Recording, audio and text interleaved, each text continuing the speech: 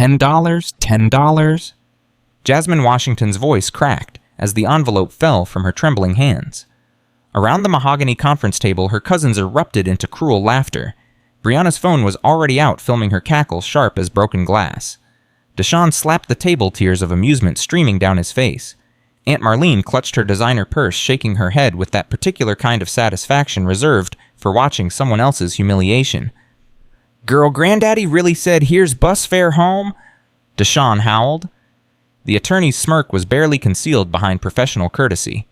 Jasmine's hand instinctively moved to her swollen belly, 6 months of life growing inside her, and felt the baby kick hard against her palm as if sensing her mother's shame. The brass key beside the crumpled $10 bill seemed to mock her too, its tarnished surface catching the afternoon light streaming through the 22nd floor windows. But what none of them knew, what none of them could have possibly imagined, was that this moment of complete degradation was about to unlock a secret that would change everything. Before we dive into Jasmine's incredible journey, please subscribe to our channel and hit that notification bell so you don't miss a single moment of this unbelievable true story. And comment below with the city you're watching from. I want to see how far this story travels around the world. Now let me tell you what really happened that day. The morning had started in darkness. Jasmine's alarm hadn't gone off because she'd forgotten to charge her phone again, so when she finally jolted awake at 5:47, she knew she'd be late for her shift at Ruby's kitchen. Her feet hit the cold floor of her studio apartment, and the baby immediately protested the sudden movement with a swift kick to her ribs. I know, she whispered to her belly, struggling into her uniform. Mama's tired too. The text from her manager, Donna, had come through at 5:30. Jazz, if you're late again, I have to write you up. I'm sorry. Jasmine had stared at it while brushing her teeth with one hand and trying to zip her pants with the other. The pants didn't zip anymore. They hadn't zipped in 3 weeks. She'd been using a hair tie looped through the buttonhole hidden under her uniform shirt, praying nobody noticed. But then at 6:15, just as she was grabbing her keys, her phone had buzzed again. Different number. Professional? Cold. Miss Washington, this is Bradford Chen from Miller and Associates. I'm calling regarding the estate of Samuel Washington. The will reading is scheduled for 10 a.m. today. Your presence is required. Her grandfather. Dead 3 weeks, and they were just telling her now. She'd called Donna, voice shaking, and explained she couldn't come in. Donna's sigh had carried the weight of disappointment and understanding all at once. Jazz, you know I love you, but I can't keep covering for you. I know, I'm sorry. It's my grandfather's will. I have to go. Your grandfather, the one who... Yeah, that one. The one who'd cut her off. The one who'd looked at her swollen belly 2 years ago and said, if you're going to throw your life away, don't expect me to watch. The one who'd refused to return her calls, her letters, her attempts at reconciliation. That grandfather. But still, blood was blood, wasn't it? And maybe, just maybe, he'd left her something. Not millions, she wasn't stupid enough to hope for that. But maybe enough to cover Zara's delivery. Maybe enough to buy a crib that wasn't secondhand. Maybe just enough to prove that somewhere deep down he'd forgiven her. The bus ride to downtown Baltimore took 45 minutes. Jasmine spent them staring out the window, one hand on her belly, the other clutching her phone. Keisha had texted her 12 times. Girl, do not go to that will reading. Those people hate you. Your auntie called you an expletive at your baby shower, remember? Jazz, I'm serious. They're going to eat you alive. At least let me come with you. But Jasmine had gone alone. Pride, maybe, or stubbornness, or that particular kind of hope that desperate people cling to when they've got nothing else. The Miller and Associates building was all glass and steel, reaching toward a gray March sky. Jasmine had never been anywhere this expensive. The lobby had marble floors, the kind that echoed when you walked. The security guard had looked at her like she was lost, like surely someone dressed in a Goodwill dress and worn sneakers couldn't possibly have business on the 22nd floor. I'm here for the Washington estate reading, she'd said, voice smaller than she'd intended. He'd checked his tablet, eyebrows raised. ID, please. She'd fumbled for her wallet, hands shaking. The baby kicked again, hard enough to make her wince. You okay, miss? The guard had asked, not unkindly. Fine, just the baby doesn't like elevators. That was a lie. Jasmine had never been in an elevator this high. She didn't know if the baby liked them or not, but it seemed like the kind of thing a pregnant woman might say, and she needed something, anything, to fill the terrible silence. The elevator ride up had taken forever, and no time at all. Her reflection in the polished metal doors showed a woman she barely recognized. Dark circles under her eyes, hair pulled back in a hasty ponytail, dress that was too tight across her belly, too loose everywhere else. At 28, she looked exhausted in a way that went deeper than lack of sleep. The doors opened directly into the law office. More marble, more glass. A receptionist who looked like she'd stepped out of a fashion magazine. Name, Jasmine Washington. I'm here for Conference Room B. Down the hall, last door on your right. You're the last to arrive. Of course she was. She was always last. Last to know her grandfather had died. Last to be informed about the will reading. Last in everything that mattered. The conference room door was heavy wood, the kind that muffled sound. She could hear voices on the other side. Laughter, the casual conversation of people who belonged in rooms like this. She stood outside for a full minute, hand on the doorknob, gathering courage she didn't have. Then Zara kicked again, and Jasmine thought, I'm doing this for you, baby girl. Whatever's in there, I'm doing this for you. She opened the door. The conversation died instantly. 11 faces turned toward her, and Jasmine felt the temperature drop 20 degrees. The conference room was massive floor-to-ceiling windows overlooking the harbor, a mahogany table that could seat 20 leather chairs that probably cost more than her rent. And her family. God, her family.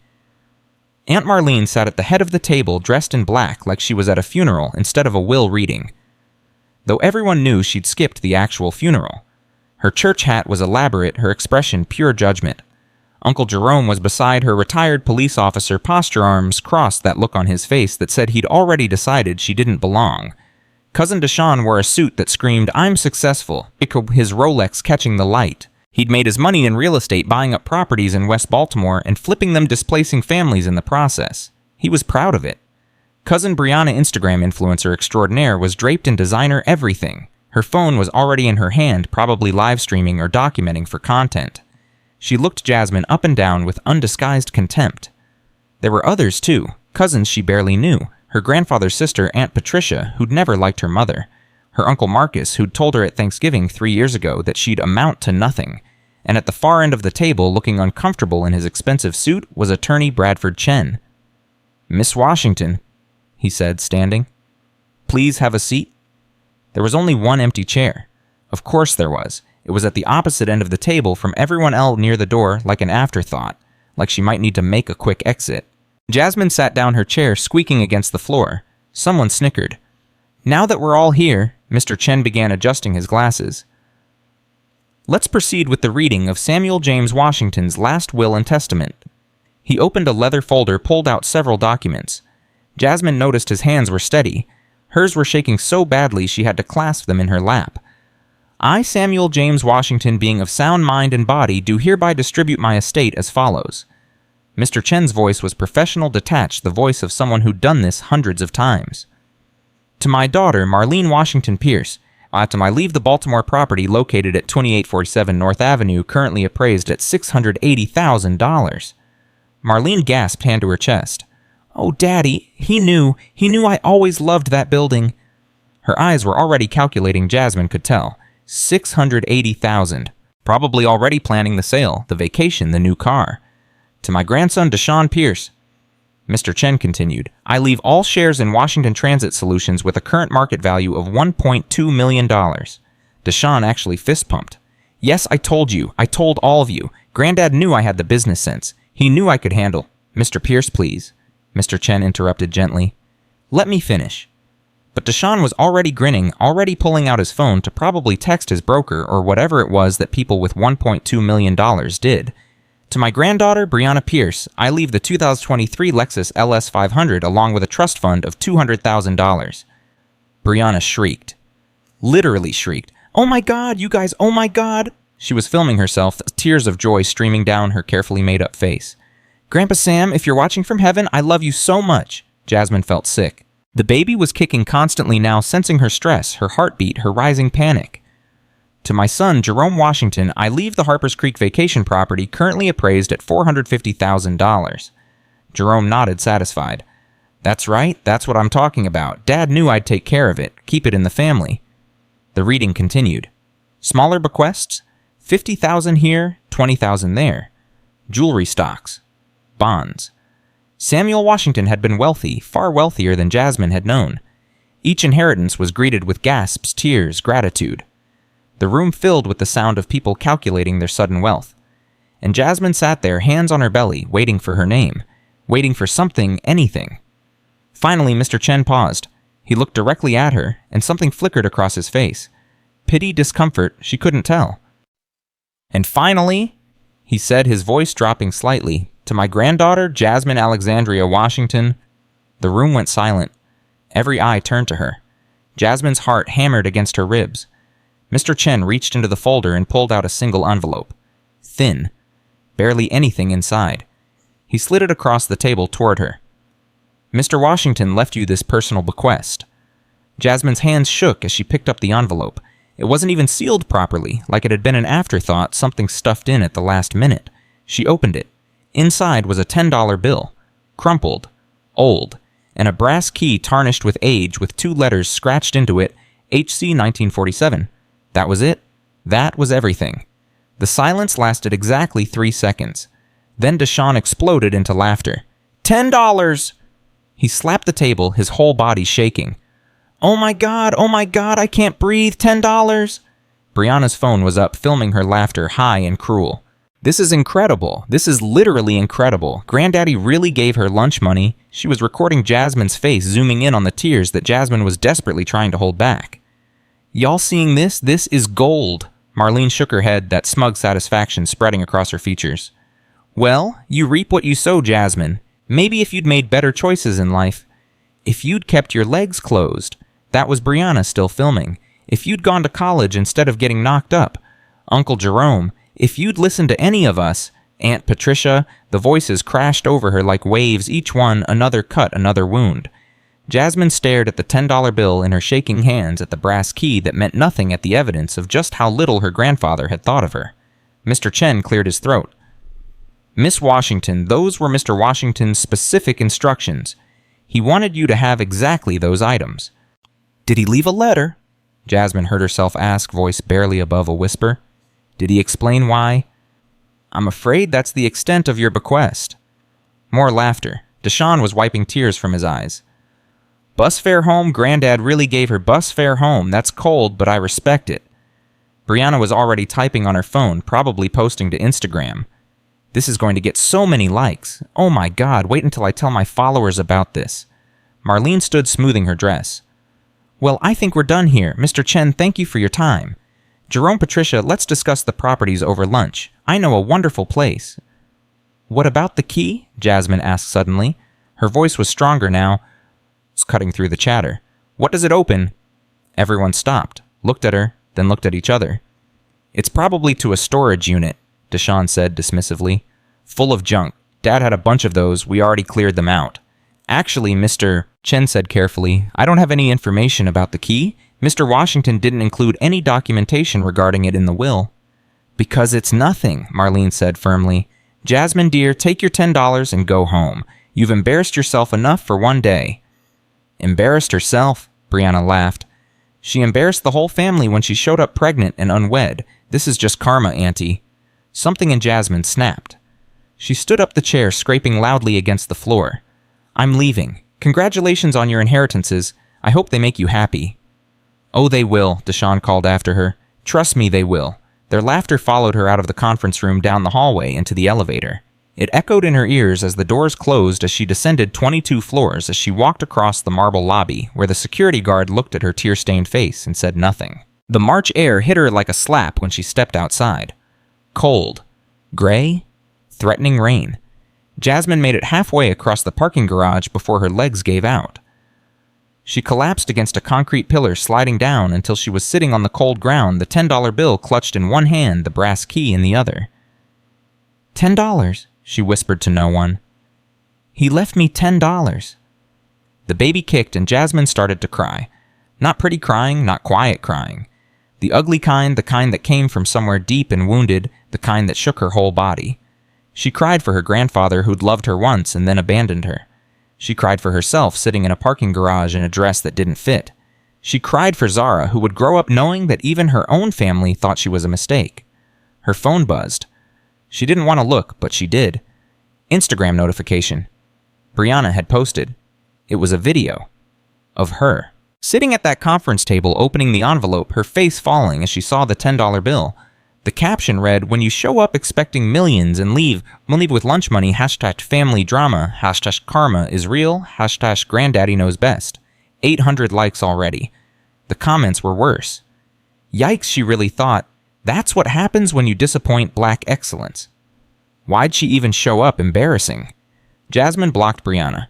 Then she blocked Deshawn. Then Marlene. Then everyone. Every single one of them. Her hand was still shaking as she lowered the phone. The brass key felt heavy in her palm. She turned it over, studying it properly for the first time. The engraving was faint, worn with age. HC 1947. HC, Harper's Creek. The memory hit her so suddenly it was like a physical blow. She was 8 years old, spending the summer with her grandfather at Harper's Creek Station. He'd taken her fishing in the morning, and in the afternoon they'd walked around the old station. He'd been the manager there, or so she'd thought. He'd shown her the trains, taught her about the schedules, told her stories about the travelers who passed through. This station's been here since 1889, he'd set his hand on her shoulder. But you know when it really mattered, 1947. That's when everything changed. What happened in 1947, Granddaddy? He'd smiled that mysterious smile of his. One day, baby girl, I'll show you. But not yet. You gotta earn the right to see what a man builds when the world tells him he can't. She'd forgotten about that conversation. Buried it under years of hurt and disappointment. But now, sitting in this parking garage holding this key, the memory was crystal clear. HC 1947. Harper's Creek 1947. Her grandfather wasn't giving her lunch money. He was giving her a puzzle, a test, a treasure hunt. Jasmine pushed herself up off the ground, legs unsteady. She pulled out her phone, opened Google Maps. Harper's Creek, Virginia. 4 hours and 12 minutes away. It was 1:30 in the afternoon. If she left now, she'd get there before dark. Okay, Granddaddy, she whispered to herself, to the baby, to the cold March air. Let's see what you're really trying to tell me. She walked to her car, a 2007 Honda Civic held together by prayer and duct tape. The passenger side mirror was held on with packing tape. The check engine light had been on for 6 months, but it ran, and that's all that mattered. As she pulled out of the parking garage, her phone rang. Keisha. Girl, where are you? I've been texting you for 2 hours. I'm going to Virginia. Virginia? Why the hell are you going to Virginia? Because my grandfather left me a key and I need to know what it opens. Jazz, he left you $10 and humiliated you in front of your whole family. Why are you chasing after more pain? Jasmine's hands tightened on the steering wheel. The baby kicked and she took a deep breath. Because what if it's not pain? What if he's trying to tell me something? What if this is his way of apologizing? Or, Keisha said gently, what if it's just a key to nothing, and you're about to waste gas money you don't have, chasing a dead man's cruel joke? Maybe, but Keish, I have to know. I have to. There was a long pause. Then Keisha sighed. Okay, but text me every hour so I know you're okay. And if this turns into nothing, you come straight back, you hear me, no wallowing in Virginia. I promise. And Jazz, whatever you find there, whatever happens, you're already worth more than they'll ever be. You know that, right? Jasmine's throat tightened. I'm trying to believe that. Believe it, because it's true. The drive to Harper's Creek took longer than Google Maps predicted because Jasmine had to stop twice. Once because her back was cramping so badly she could barely sit, and once because she needed to pee, a constant state of being at 6 months pregnant. She bought a bottle of water and a pack of crackers at a gas station with 5 of her $10, leaving her with $5.32 to her name. The crackers tasted like cardboard, but her stomach was grateful for anything. The baby had finally settled down, or maybe just gotten used to the motion of the car. Jasmine ate mechanically, one hand on the wheel, watching the landscape change from city to suburbs to rural farmland. Harper's Creek appeared through the mist just as the sun was starting to set. The town looked smaller than she remembered, sadder somehow. Main Street had more boarded-up shops than open ones. The hardware store she remembered was gone, replaced by nothing. The diner where her grandfather used to take her for pancakes had a for lease sign in the window. The Harper's Creek station sat at the edge of town like a ghost. It was bigger than she remembered, but also more broken. The windows were shattered, the doors chained shut, graffiti covering the once beautiful brick walls. A fence surrounded the property, topped with no trespassing signs. Jasmine parked across the street and just stared at it. This was where her grandfather had worked for 40 years. This was the place he'd loved, the place he'd called his kingdom. And now it was just ruins. She was about to get out of the car when she noticed lights down the street. One lit window in all of Harper's Creek's darkness. A sign that said, Ruby's Kitchen, open. Ruby's Kitchen. Ruby's Kitchen. Why did that sound familiar? And then she remembered. Miss Ruby. The woman her grandfather used to talk about, the one who made the best sweet potato pie in Virginia. She'd met her once, maybe twice, when she was little. Jasmine's stomach growled. She had $5 left. Enough for coffee, maybe. And maybe Miss Ruby would remember her grandfather. Maybe she'd know something about the key. The diner was warm and smelled like coffee and bacon grease. There were only 3 other customers, and they all looked up when Jasmine walked in. She felt their eyes on her belly, on her worn clothes, calculating and dismissing her in the same glance. Behind the counter stood a woman in her 70s, black with kind eyes, and hands that had clearly spent decades cooking. She was wiping down the counter when she looked up and froze. "Lord have mercy, she breathed. Then louder, "Those eyes, I know those eyes." Jasmine stopped. "I'm sorry, Miss Ruby came around the counter, moving fast for someone her age. She walked right up to Jasmine and stared at her face like she was seeing a ghost. "You're Samuel's grandbaby. Jasmine, you have to be. You've got his eyes. The exact same eyes." Jasmine felt tears spring to her eyes. Someone remembered. Someone knew. "Yes. Yes, I'm Jasmine. How did you—" But Miss Ruby was already pulling her into a hug, and Jasmine, who hadn't been hugged by family in 3 years, who'd been laughed at and mocked and dismissed just hours ago, collapsed into it. She sobbed into the stranger's shoulder, while Miss Ruby patted her back and said, "It's okay, baby, it's okay. You're home now." When Jasmine finally pulled back, wiping her face with the back of her hand, Miss Ruby guided her to a booth and slid in across from her. "When did you last eat something that wasn't crackers?" "How did you know I—" "Baby, I've been feeding pregnant women for 50 years. I know that look. Wait here." She disappeared into the kitchen and came back with a plate piled high with food: fried chicken collard greens, mac and cheese cornbread, the kind of meal that felt like love made solid. "Miss Ruby, I can't pay for all this. I only have— Did I ask you for money? Eat." So Jasmine ate, and while she ate, Miss Ruby talked. "Your grandfather came in here every Sunday for 43 years, she said, her voice soft with memory. "Same booth, same order, black coffee and whatever pie I had that day. He was the kindest man I ever knew, and I knew him when being kind could get you killed." Jasmine looked up chicken halfway to her mouth. "What do you mean?" "Baby, you don't know the story, do you? You don't know what your grandfather really was. He worked at the train station. He was the manager." Miss Ruby laughed, but it wasn't cruel. It was sad. "Oh, honey, he didn't work there. He owned it." The chicken dropped from Jasmine's hand. "What?" "Samuel Washington bought Harper's Creek Station in 1947, bought it with nothing but a dream and $10 to his name. The white folks in this town tried everything to stop him. They refused to sell to him at first. When he finally convinced someone to sell, they burned a cross on his lawn, twice. The KKK threatened him. The banks wouldn't give him loans. But Samuel, your grandfather, he just kept showing up, kept working, kept building." Jasmine's head was spinning. "But he never told me. He never said, 'That's because Samuel was a private man. He didn't believe in bragging. He believed in doing.'" Miss Ruby leaned forward. "That station wasn't just a building to him. It was proof. Proof that a black man could own something, build something, make something last. He turned it into a freight company, Washington Transit and Freight Solutions.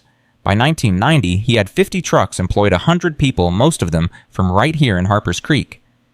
"I don't understand. If he was so successful, why didn't anyone know? Why didn't he—" "Because in 1998, a big company came calling. Summit Logistics. They wanted to buy him out. Samuel negotiated, and he was smart about it. Sold for over $100 million, but kept 20% equity. He knew that company would grow, and it did. Last I heard, those shares are worth close to $25 million. $25 million. The number hit Jasmine like a physical blow. Her grandfather had $25 million, and he'd left her 10. Miss Ruby must have seen something in her face because she reached across the table and took Jasmine's hand. "Why are you here, baby? What brought you back to Harper's Creek?" Jasmine pulled out the brass key and the $10 bill. She told Miss Ruby about the will reading, about the humiliation, about the laughter. Miss Ruby's face grew darker with each sentence. "Those fools," she said when Jasmine finished. "Those absolute fools. They don't see it, do they?" "See what?" Miss Ruby took the key, turning it over in her weathered hands. "HC 1947, baby, this is the key to the storage room at the station. Your grandfather kept that room locked for near 40 years. Nobody was ever allowed inside. He told me once this was maybe 5 years ago. He said, 'Ruby, everything I built, everything I am, it's in that room. But it's only for someone brave enough to look without being told.'" Jasmine's heart was racing. "What's in there?" "I don't know. Nobody does. But he left you this key for a reason, Jasmine. Not them. You." Miss Ruby slid the key back across the table. "You need to get into that station tonight. But it's fenced off. There are no trespassing signs. There's a gap in the fence on the north side. Been there for years. Police patrol at midnight, so you've got about 2 hours before you need to worry about that." Miss Ruby stood up, moved to the register, and came back with a heavy-duty flashlight. "Take this. And Jasmine, whatever you find in there, whatever your grandfather left you, it's yours. Don't let anyone tell you different." Jasmine took the flashlight with shaking hands. "Why are you helping me?" Miss Ruby smiled, and it was the first genuinely warm smile Jasmine had seen in years. "Because in 1987, this diner was going under. The bank was foreclosing. I was going to lose everything. And one morning your grandfather walked in and handed me an envelope. Inside was $50,000 in cash. He said, 'Pay me back when you can, Ruby, but feed the folks who can't pay. That's the only interest I need.' I tried to pay him back for 20 years. He wouldn't take a penny, said helping people was its own reward." Her eyes filled with tears. "So now I'm helping his grandbaby. That's how it works." Jasmine couldn't speak. She just nodded. "Go on now," Miss Ruby said, "before it gets too dark. And baby, your grandfather loved you. Whatever he did, whatever he left you, it came from love. Remember that." The gap in the fence was exactly where Miss Ruby said it would be. Jasmine squeezed through her pregnant belly, barely fitting, and stood in the shadow of Harper's Creek Station. Up close, it was even more imposing. 3 stories of brick and broken dreams vines covering everything nature reclaiming, claiming what man had abandoned. She made her way around the north side of the building, flashlight beam cutting through the darkness until she found it. Storage room 7. The door was rusted, the paint peeling, but it was solid, real, and there beside the handle was a keyhole. Jasmine's hand shook as she inserted the brass key. For a moment it didn't turn. The lock was old, rusted, stubborn. She was about to give up when she remembered something her grandfather used to say. "If something won't open, maybe you're not pushing hard enough." She pushed, turned, twisted with all her strength. The lock clicked. The door swung open with a groan that sounded like it was waking from decades of sleep. Stale air rushed out carrying the smell of dust and old paper and secrets. Jasmine stepped inside. The room was small, maybe 12 feet by 12 feet, concrete walls, no windows. And in the center, taking up most of the space, was a trunk. Massive, old, leather straps, brass fixtures, covered in so much dust it looked like it had been there since the beginning of time. Jasmine approached it slowly, her flashlight beam dancing across its surface. There was no lock, just buckles stiff with age. She knelt down awkwardly, her pregnant belly making it difficult, and began to unbuckle them. 1, 2, 3, 4.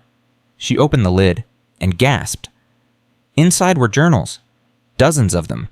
Leather-bound pages yellowed with age, and beneath the journals folders, manila folders bursting with papers, and beneath those photographs, black and white sepia-toned showing a Harper's Creek that no longer existed. Jasmine pulled out the first journal. The cover was embossed with initials SJW. Samuel James Washington. Her hands trembled as she opened it to the first page. January 15, 1947. Bought the station today. $10 down payment. White bank. Black man. Colored restroom out back. But I signed my name. Samuel J. Washington. Owner. They can laugh. I'll work. She flipped through the pages reading entries at random, her grandfather's voice coming alive through his handwriting. March 1947 first truck. Used. Engine knocks. But it runs. June 1947. They burned a cross tonight. I put it out. Opened at dawn anyway. December 1950. 10 trucks now. 8 employees. All black. All told they'd never work. All proving them wrong.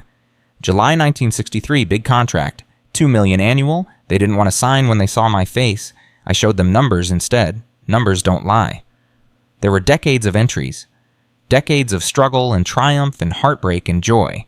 Jasmine read them with tears streaming down her face, seeing her grandfather not as the hard man who'd rejected her, but as a young man who'd faced down hatred and fear with nothing but determination. Then she found the folder marked Washington Transit Solutions, corporate documents. Inside were merger agreements, sale documents, and stock certificates. So many stock certificates. Summit Logistics Corporation. 1.2 million shares. Registered owner Samuel J. Washington Estate Trust.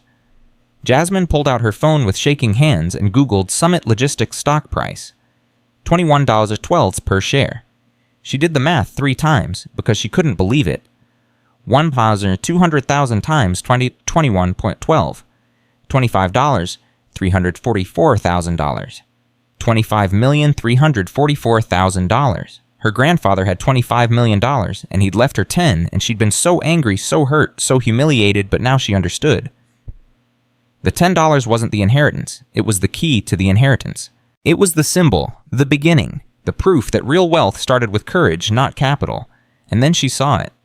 At the bottom of the trunk, beneath all the documents and journals and photographs, a sealed envelope, thick, heavy, addressed in her grandfather's shaky handwriting, "For Jasmine, my strong girl." Jasmine picked it up with reverent hands. This was it. This was what she'd come for.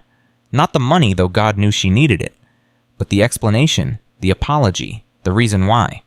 She sat down on the cold concrete floor, her back against the wall, her flashlight propped up beside her, and opened the envelope. 8 pages, handwritten, dated March 2024, 1 week before he died. "My dearest Jasmine," it began, and Jasmine started to read. The first words blurred through Jasmine's tears before she could even focus on them. She wiped her eyes with the back of her hand, took a shaky breath, and started again. "My dearest Jasmine, if you're reading this, you found the key. I'm proud of you, baby girl. It means you didn't give up when they laughed. It means you still got Washington blood." Her throat closed up. She had to stop, press her palm against her mouth to keep from sobbing out loud. The baby kicked hard, like Zara was saying, "Keep going, mama." So she did. "I need to confess something that's been eating my soul for 3 years. When you told me you were pregnant, when you said you were keeping that baby, despite everyone telling you not to, I said terrible things. I called you foolish. I said you were throwing away your future. I told you not to come back until you got your life together. Baby girl, I was wrong, dead wrong. And I'm sorry." The words swam on the page. Jasmine could hear his voice saying them, that deep rumble that used to read her bedtime stories when she was small, before everything went wrong, before she disappointed him. Except she hadn't disappointed him. That's what he was saying. She hadn't. "I was wrong because I was scared. Scared you'd struggle like I struggled. Scared you'd face what I faced, a world that looks at black women with babies and sees burden, not blessing. Sees failure, not faith, but you know what you did? You chose love over comfort. You chose life over convenience. You chose courage." Jasmine pressed the letter to her chest, rocking slightly. The concrete floor was cold beneath her, the storage room dark except for the flashlight beam, but she felt warm for the first time in 3 years. Warm and seen and understood. "And courage, Jasmine, that's the only currency that matters. Not dollars, not stocks, not properties or cars or any of the things I left your cousins. Those are just things. They'll spend them and have nothing to show for it in 5 years. But courage, that's forever. That's what builds legacies." She forced herself to keep reading, even though every word was breaking her heart and healing it at the same time. "That $10 bill you're holding, that was my last dollar in 1947. I kept it in my wallet for 60 years as a reminder that real wealth doesn't come from what you have. It comes from what you're willing to risk for what you believe in. I'm giving it to you now because you've already proven you understand that. You risked everything for that baby, your family, your security, your comfort, just like I risked everything for that first truck." Jasmine pulled the $10 bill from her pocket and stared at it with new eyes. This wasn't an insult. This was a medal of honor. This was her grandfather saying, "You're like me," in the only way he knew how. The key that's your inheritance. Not the money, the lesson. Nothing worth having comes easy. Nothing worth building is given. You gotta search. You gotta fight. You gotta prove you want it bad enough to break down doors. And you did, baby girl. You drove 4 hours in the dark with my baby growing inside you to find out what an old man was trying to tell you. That takes guts. Her phone buzzed. She ignored it. The world outside this storage room didn't matter. Nothing mattered except these words, this letter, this final conversation with the man who'd shaped her childhood and broken her heart. Inside that trunk, you'll find stock certificates worth approximately $25 million. That's your inheritance. But it comes with conditions, not legal ones, but moral ones. Conditions I'm asking you to honor because you're the only one who will. 25 million. The number still didn't feel real. Jasmine looked at the stock certificates scattered around her, proof that her grandfather had been not just successful but wealthy beyond imagination, and he'd kept it secret from everyone. Hidden it away. Waited for someone worthy to find it, and he'd chosen her. Your cousin's got comfort, houses, cars, trust funds. They'll spend it all in 5 years and have nothing to show for it. I know my children, baby girl. I raised them soft. They never had to fight for anything, so they don't know the value of anything. But you got something better. You got purpose. The letter continued with instructions, and Jasmine read them through tears that wouldn't stop falling. Here's what I'm asking. Number 1, get your nursing degree. I know you stopped when money got tight. Don't stop. Your daughter needs to see her mama finish what she starts. Number 2, don't give money to our family. I love them, but they're broken. Well, money won't fix broken. Only suffering fixes broken, and they haven't suffered enough yet. Jasmine let out a wet laugh at that. Her grandfather knew exactly what his children were. He'd always known. Number 3, find a problem that makes you angry. Not sad angry. Then spend this money solving it. That's what I did with Harper's Creek. Found out black folks couldn't get freight jobs, so I hired them. That's legacy. Number 4, teach Zara. Yes, I know her name. Marlene told me before I stopped talking to her, teach Zara that wealth isn't zeros in a bank account. Wealth is the number of lives you improve. Her phone buzzed again. And again. She pulled it out, ready to silence it completely, but saw it was Keisha calling. The 3rd time. That meant emergency protocol. Keish, I'm okay, I'm just... Girl, where the hell are you? You said you'd text every hour. It's been 3 hours. Jasmine looked at her watch. It was past 10 at night. She'd lost track of time completely. I'm in the storage room. At the station. I found it, Keish. I found everything. Found what, Jazz, you're scaring me. My grandfather left me $25 million. The silence on the other end lasted so long, Jasmine thought the call had dropped. Keisha. I'm sorry, did you just say 25 million? Million with an M in stocks. And there's a letter, and Keish, he apologized. He said he was wrong. He said I was brave. She heard Keisha suck in a breath. Oh, Jazz. Oh, honey. I'm sitting in this storage room reading his letter, and I can't stop crying because he loved me. He really loved me. And I thought I spent 3 years thinking he hated me, but he didn't. He was just scared. Baby, you need to come home. You need to get somewhere safe and process this. I'm not done reading the letter yet. There's more. He's telling me what to do with the money, and I need to know. I need to hear it all. Okay. But Jazz, after you finish, you get in that car and you drive straight to my house. Not your apartment. My house. You understand? You're not processing this alone. I will. I promise. Let me just... 1 hour. If I don't hear from you in 1 hour, I'm calling the Virginia police. Do you... Jasmine smiled despite everything. Deal. She hung up and returned to the letter, turning to the next page. Baby girl, I failed you when you needed me most. I can't undo that, but I can give you what I gave myself in 1947, a chance.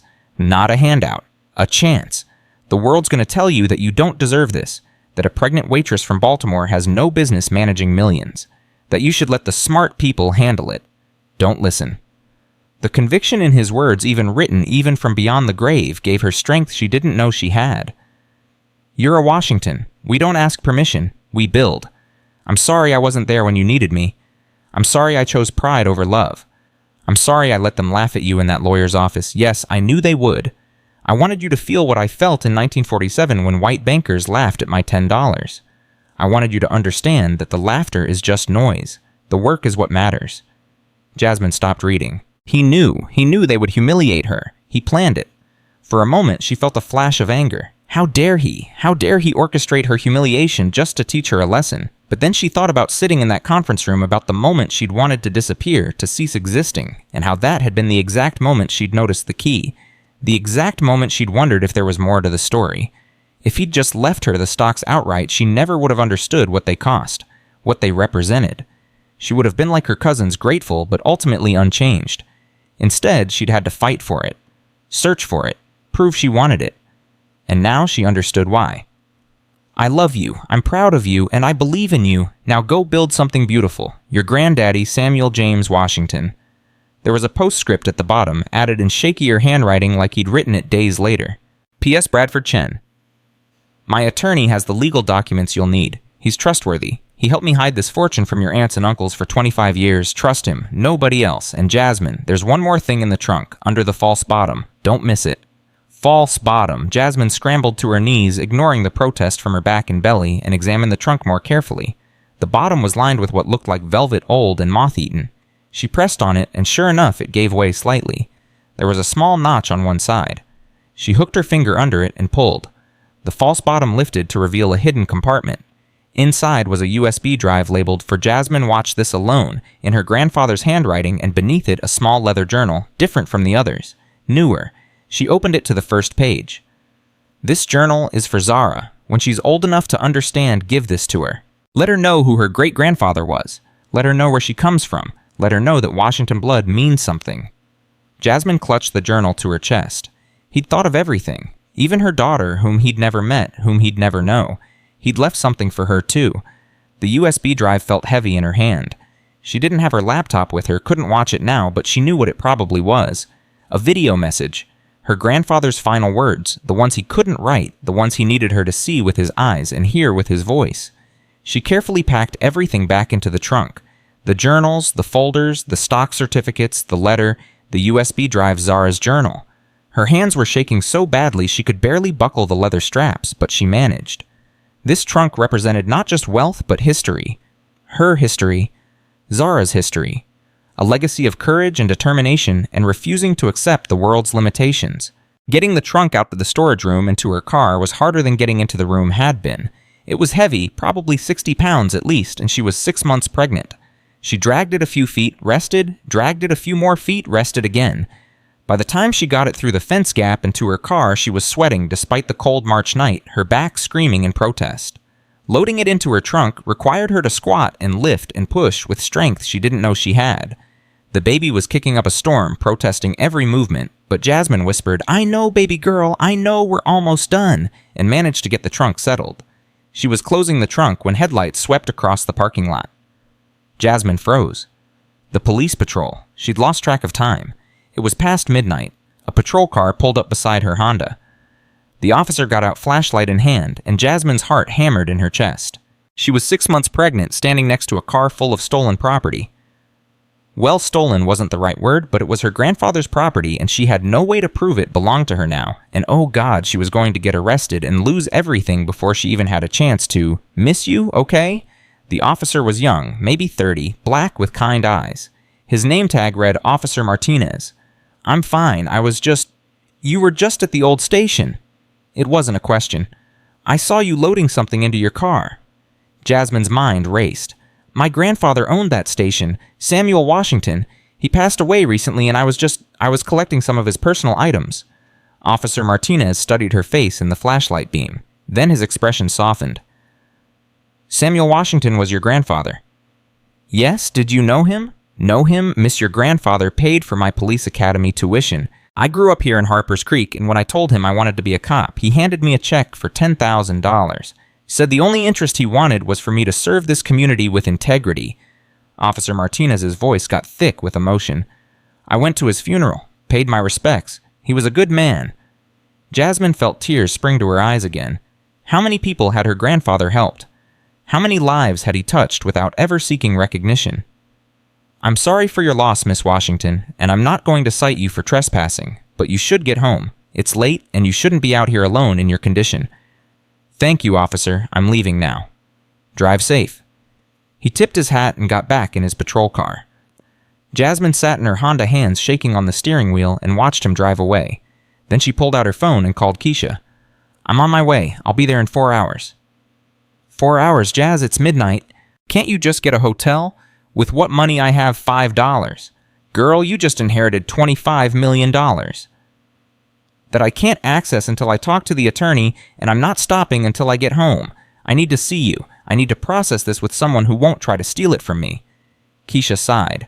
"Okay, I'll make up the guest room and have coffee ready. But Jazz, be careful. That money changes things. Once people know, nobody knows, nobody can know, not yet." "Good. Keep it that way."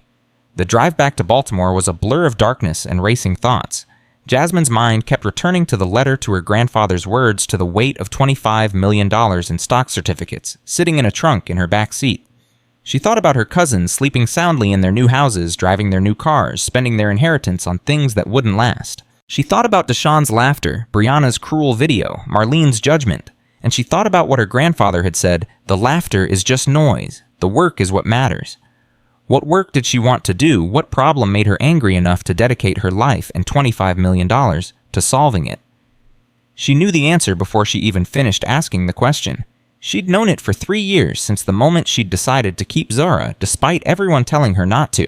The problem was support, or the lack of it. Support for women like her, pregnant and alone and working minimum wage jobs. Support for single mothers who had to choose between childcare and groceries. Support for families trapped in cycles of poverty, not because they weren't working hard enough, but because the system was designed to keep them down. Her grandfather had faced racism and overcome it by creating opportunities for others. Jasmine would face the stigma of single motherhood and overcome it the same way. She was so lost in thought that she didn't notice the pain at first. It started as a dull ache in her lower back, the kind she'd gotten used to after long shifts at the diner. But then it sharpened, spreading around to her abdomen, tightening like a fist clenching inside her. Jasmine gasped one hand, leaving the steering wheel to clutch her belly. The baby was kicking frantically now, and the pain was getting worse, waves of it coming faster. "No," she whispered. "No, no, no, not now. Zara, please, not now." But her body wasn't listening. Another contraction hit this one so strong, she had to pull over to the shoulder of I-95 hazard lights, blinking cars whooshing past at 70 miles per hour. She fumbled for her phone with shaking hands. Called Keisha. "Keish, something's wrong. I'm having contractions, and I'm only 28 weeks, and where are you? I-95 maybe 40 minutes outside Baltimore. Jazz, listen to me. You need to call 911 right now, right now. You hear me? But the trunk, I can't leave the trunk if someone steals it. Forget the damn trunk. Your baby matters more than money." Another contraction hit, and Jasmine cried out the phone, slipping from her hand. She could hear Keisha's voice, tinny and distant, shouting her name. She managed to dial 911, managed to gasp out her location, managed to say, "I'm pregnant, 28 weeks having contractions," before the pain overwhelmed her and she couldn't speak anymore. The ambulance arrived in what felt like hours, but was probably only 10 minutes. Paramedics' faces concerned, asking her questions she could barely answer. "How far apart are the contractions?" I don't know, they just keep coming." "Any bleeding?" "I don't think so." "When did they start?" 20 minutes ago, maybe 30, I don't know." They got her on a stretcher, loaded her into the ambulance. One of them stayed with her car, called for a tow truck. Jasmine tried to explain about the trunk, but the words wouldn't come out right, and then they were moving sirens, wailing, and all she could think was, "Please don't let me lose her, please, I just found out I can give her everything, please don't take her from me now." At the hospital, everything became a blur of bright lights and beeping machines, and doctors with serious faces. They hooked her up to monitors, checked the baby's heartbeat, examined her. The contractions were slowing, they said, but they were real. She was in preterm labor. They gave her medication to stop it, steroids, to help the baby's lungs develop faster in case they couldn't stop it. "You're severely dehydrated," the doctor said, a woman in her 40s with gentle hands. "When's the last time you ate something substantial?" "This morning, I think. Maybe yesterday. I don't remember." "And you've been under stress." Jasmine let out a laugh that sounded slightly hysterical. "You could say that." "Miss Washington, your body is shutting down. You're 6 months pregnant. You're malnourished. You're dehydrated. And you're emotionally exhausted. If we can't stop this labor, your baby will be born 3 months early. Do you understand what that means?" Jasmine nodded, tears streaming down her face. "I understand." "Then you need to rest. Complete bed rest. No stress, no physical exertion, nothing that could trigger these contractions again." But how could she rest when she'd just inherited $25 million and a mission from her grandfather? How could she rest when her cousins would find out eventually and come for her? How could she rest when there was so much to do, so much to plan, so much to build? Keisha arrived an hour later, bursting through the hospital room door with her purse in one hand and a bag of Jasmine's clothes in the other. "Don't you ever scare me like that again," she said, but her voice was thick with tears. She pulled Jasmine into a careful hug, avoiding the IV lines and monitor wires. "Girl, I thought I was going to lose you." "I'm okay. We're okay." "You are not okay. Look at you." Keisha pulled back, studying Jasmine's face. "When's the last time you slept?" "I don't know." "When's the last time you ate?" "I had dinner at Miss Ruby's." "That was 12 hours ago, Jazz." Keisha pulled out her phone and started texting. "I'm getting you real food, and then you're going to eat it, and then you're going to sleep." "Keish, there's a trunk in my car. The tow truck took my car and I need to..." "I already handled it.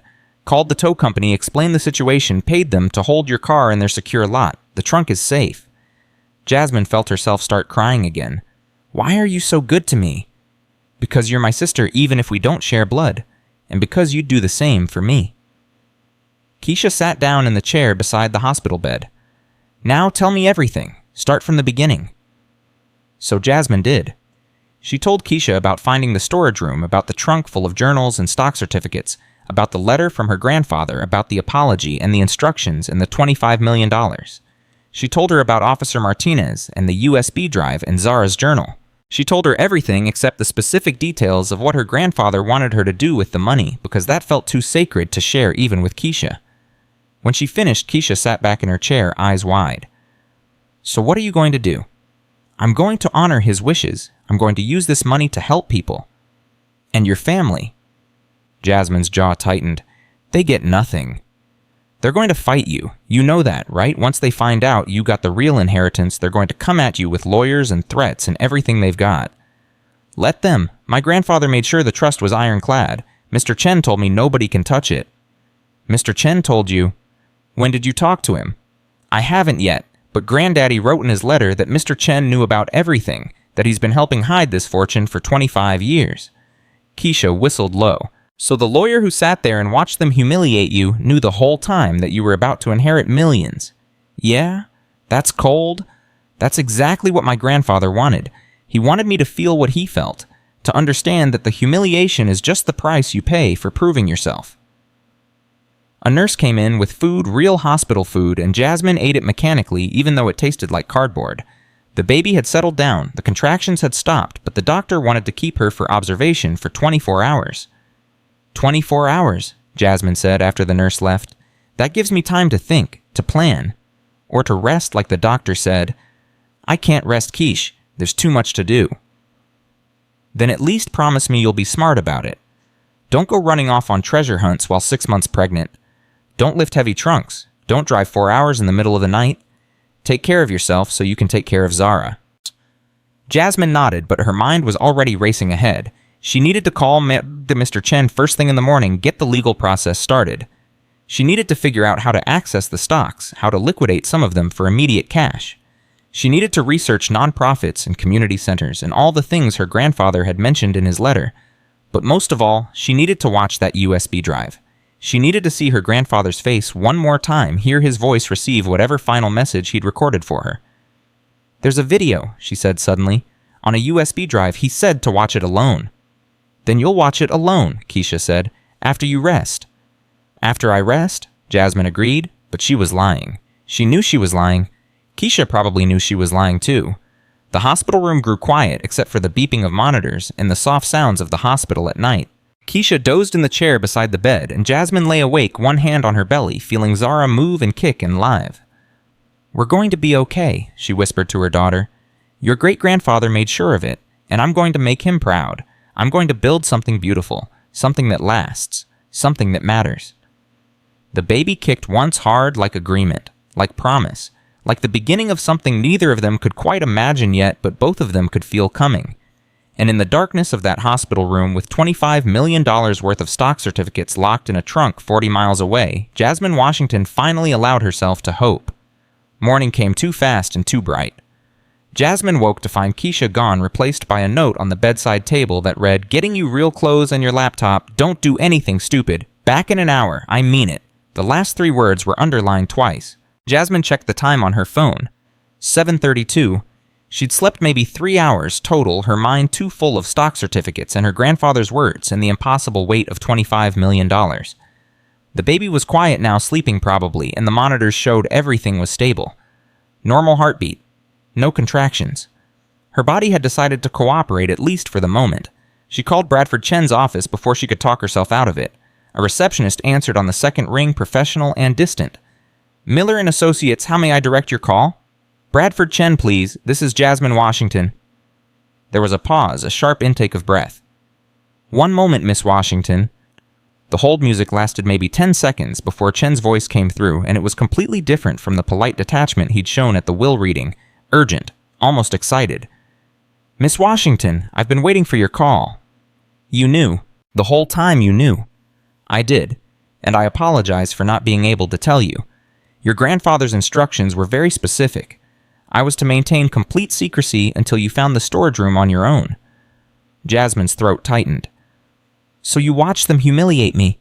You watched them laugh, and you said nothing." "I did, and if I could change that, I would. But your grandfather believed, and I came to agree with him, that you needed to experience that humiliation to truly understand what he was giving you. Not just money, purpose. I'm in the hospital. Silence. Then, are you all right? Is the baby? We're okay, but I went into preterm labor last night. Stress and dehydration. They're keeping me for observation. Miss Washington, you need to take care of yourself. The fortune isn't going anywhere.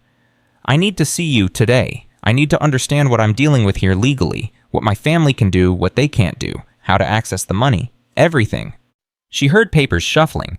I can be at the hospital in an hour. Baltimore Mercy, correct. How did you know? I called your friend Keisha this morning to check on you. She gave me the details. I've been worried.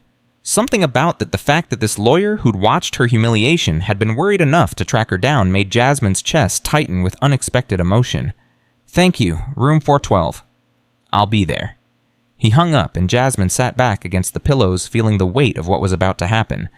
This was real. This was actually happening. In an hour, she'd know exactly what her grandfather had left her and what she could do with it. Her phone buzzed with a text from a number she didn't recognize. She almost didn't open it, but curiosity won. Jasmine, this is Brianna. I feel terrible about yesterday. Can we talk? Family is family. Jasmine stared at the message, read it 3 times, then typed back, no. 3 dots appeared immediately. Brianna was typing, please, I want to apologize properly. Maybe we could get coffee. Jasmine blocked the number without responding. 2 minutes later, another text came from a different number. Jazz, it's Deshaun. Look, I know things got heated yesterday, but let's be adults about this. We should all work together to honor Granddad's memory. Call me. She blocked that number too. Then her phone rang. Aunt Marlene. Jasmine answered, and before she could even say hello, Marlene's voice came through sharp and accusatory. What are you doing? Excuse me. Don't play stupid with me, girl. Brianna and Deshaun both said you blocked them. We're family. We deserve respect. Respect? Like the respect you showed me yesterday when you laughed in my face. That was different. We thought your grandfather had finally seen sense, but if there's more to this inheritance than we know about, we have a right to know. Jasmine's heart started pounding. What makes you think there's more? Because I know my father. He was a secretive man, and that key you got, that's not nothing. So tell me, Jasmine, what did you find? Nothing that concerns you. Everything about Samuel Washington's estate concerns this family. If you're hiding assets, I'm not hiding anything. I got exactly what Granddaddy wanted me to have, and you got exactly what you deserved. She hung up, hands shaking. They were circling already. They could smell something, even if they didn't know what yet. How long before they figured it out? How long before someone, probably Deshaun with his real estate connections, started digging into property records and financial documents? Keisha returned 20 minutes later with a duffel bag full of clothes and Jasmine's ancient laptop. Your family is blowing up my phone, she said without preamble. Marlene, Jerome, Brianna, Deshaun, even some cousin I've never heard of named Marcus. They all want to know where you are and what you found. What did you tell them? That you're recovering from a medical emergency and need space. Then I blocked them all. Keisha set the laptop on the bed. But Jazz, they know something's up. Marlene actually said, and I quote, that girl found something and we deserve our share. How does she already know?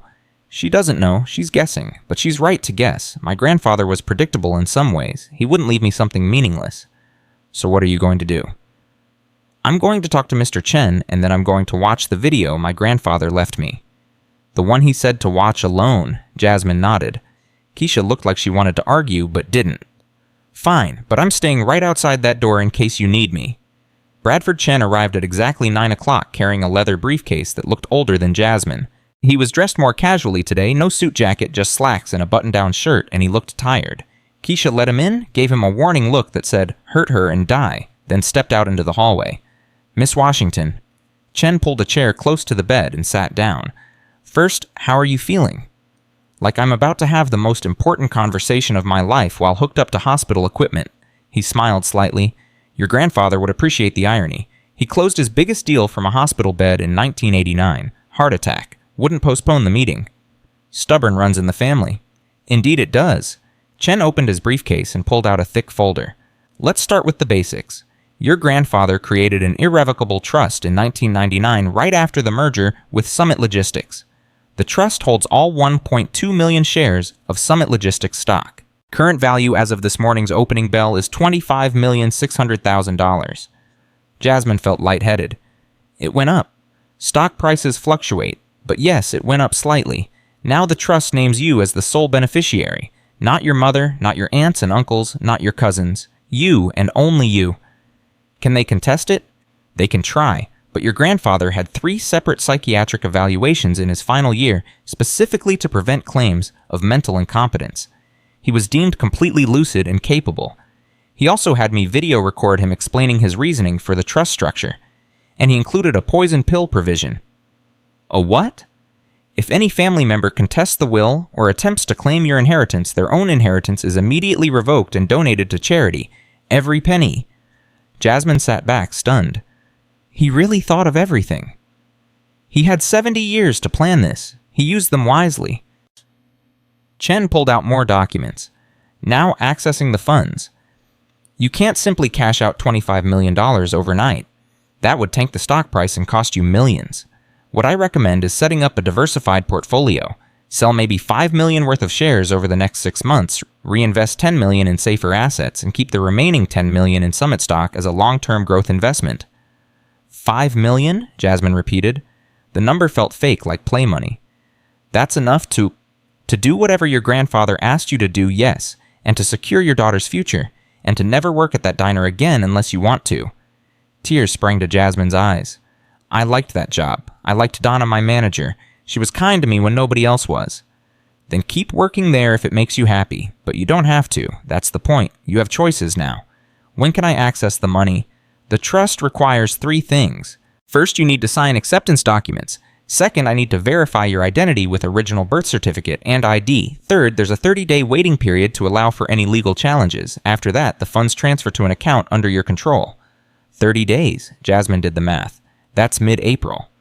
Correct. But Miss Washington, I need you to understand something. Once you sign these documents, once the family finds out about the real inheritance, they're going to come at you with everything they have. Lawyers, threats, manipulation. They're going to say you tricked your grandfather, that you stole from them, that you don't deserve it. I know. Do you? Because I've seen families torn apart over far less money than this. I've seen siblings who haven't spoken in decades. I've seen lawsuits that lasted longer than marriages. Jasmine thought about Deshawn's laughter, Brianna's phone recording her humiliation, Marlene's cold judgment. We were already torn apart, she said quietly. This money didn't do that. Their greed did. Their cruelty did. I'm not tearing the family apart by accepting what my grandfather wanted me to have. They tore it apart by treating me like garbage. Chen studied her face for a long moment. Your grandfather said you'd say something like that. He knew you better than you think. Did he say anything else about me in the video recording? You haven't watched the USB drive yet. Not yet. I wanted to understand the legal situation first. Chen reached into his briefcase again and pulled out a manila envelope. Then you'll want these too. Copies of all the trust documents, the stock certificates, and a letter your grandfather left with me to give you after you'd found the trunk. Another letter, a shorter one. More practical advice than emotional confession. He knew you'd have questions. Jasmine took the envelope with shaking hands. Thank you for helping him, for keeping his secret. It was my honor. Samuel Washington was the best client I ever had and one of the finest men I've ever known. What he built, what he survived to build it, that's the story America needs to hear. Not the rags to riches myth, but the reality. The racism he faced. The doors slammed in his face. The literal crosses burned on his lawn. And how he responded not with bitterness, but with determination. He never told me any of that. Because he wanted you to discover it yourself. To understand it in your bones, not just your head. That's why he made you search. That's why he orchestrated the humiliation. He wanted you to feel what he felt so you'd know how to use what he left you. After Chen left, Jasmine sat alone in the hospital room with her laptop open and the USB drive in her hand. Keisha had gone to get lunch, giving her privacy like she'd promised. The trust documents were spread across the bed, proof that this was real, that her grandfather had left her not just money, but a mission. She inserted the USB drive. One file appeared, for Jasmine with love. She clicked play. The video opened on her grandfather's face. He was in a hospital bed, oxygen tubes in his nose, looking frail in a way she'd never seen him. This wasn't the strong man who'd taught her to fish. This was a dying man using his last strength to speak to her. Jasmine, baby girl. His voice was weak but steady. If you're watching this, you found everything. The trunk, the stocks, the letter, and you talked to Bradford. Good. That means you're taking this seriously." He paused to catch his breath, and Jasmine found herself leaning closer to the screen like she could somehow help him breathe. "I don't have much time, so I'm going to be straight with you. That $25 million, it's yours. No conditions. You can spend it on diamonds and champagne if you want, but I don't think you will." A small smile crossed his face. "I think you're going to do what I should have done. Fix what's broken. Harper's Creek is dying, baby girl. Used to be 8,000 people. Now it's barely 3,000. The station closed. The jobs left. Young people got no hope, so they leave too. It's becoming a ghost town." He coughed, and someone off camera, a nurse, probably offered him water. He waved them away. "I want you to consider something. That station, Harper's Creek Station, it's still mine. Still in the trust. Title transfers to you with the stocks. I'm not telling you what to do with it, but I'm asking you to think about this. What if you rebuilt it?" Jasmine's breath caught. The station. He was leaving her the station too. Not as a train station, trains don't stop there no more, but as something else, something the people need. A community center, a school, a clinic, hell, I don't know. You're smarter than me. Figure it out. But whatever you do, do it for the people who got no voice.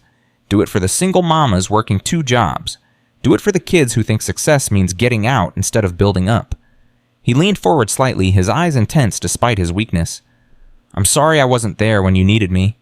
I'm sorry I chose pride over love. I'm sorry I made you feel small when you were actually being brave. You're going to be a good mama, Jasmine, better than I was a granddaddy. Teach Zara that money is a tool, not a trophy. Teach her that legacy ain't what you leave to people, it's what you leave in them." His voice broke on the last word, and Jasmine realized she was crying, tears streaming down her face, one hand pressed to her mouth to keep the sobs quiet. "I love you, baby girl. Make me proud." The video ended, just like that.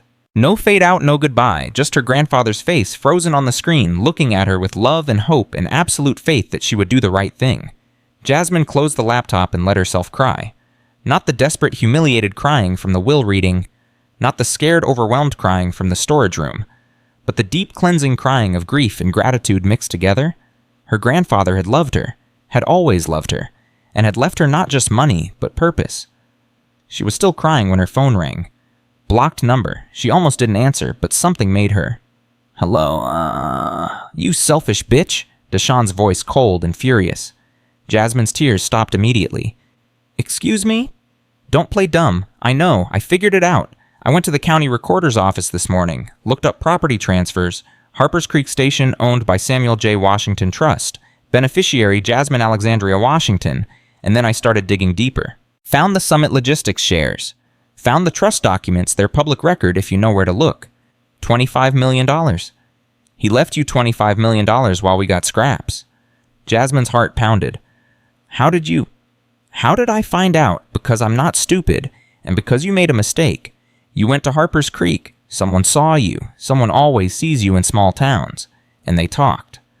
By this afternoon, everyone's going to know that Samuel Washington's pregnant granddaughter showed up in the middle of the night and removed property from the old station. It was my property. He left it to me. He was senile. He wasn't thinking straight. That money belongs to all of us. The psychiatric evaluations say otherwise. 3 separate doctors confirmed he was completely competent. There was a long pause. "You've already talked to Chen." "I have." "And he told you about the poison pill provision." "He did." Another pause, longer this time. When Deshawn spoke again, his voice had changed from furious to calculating.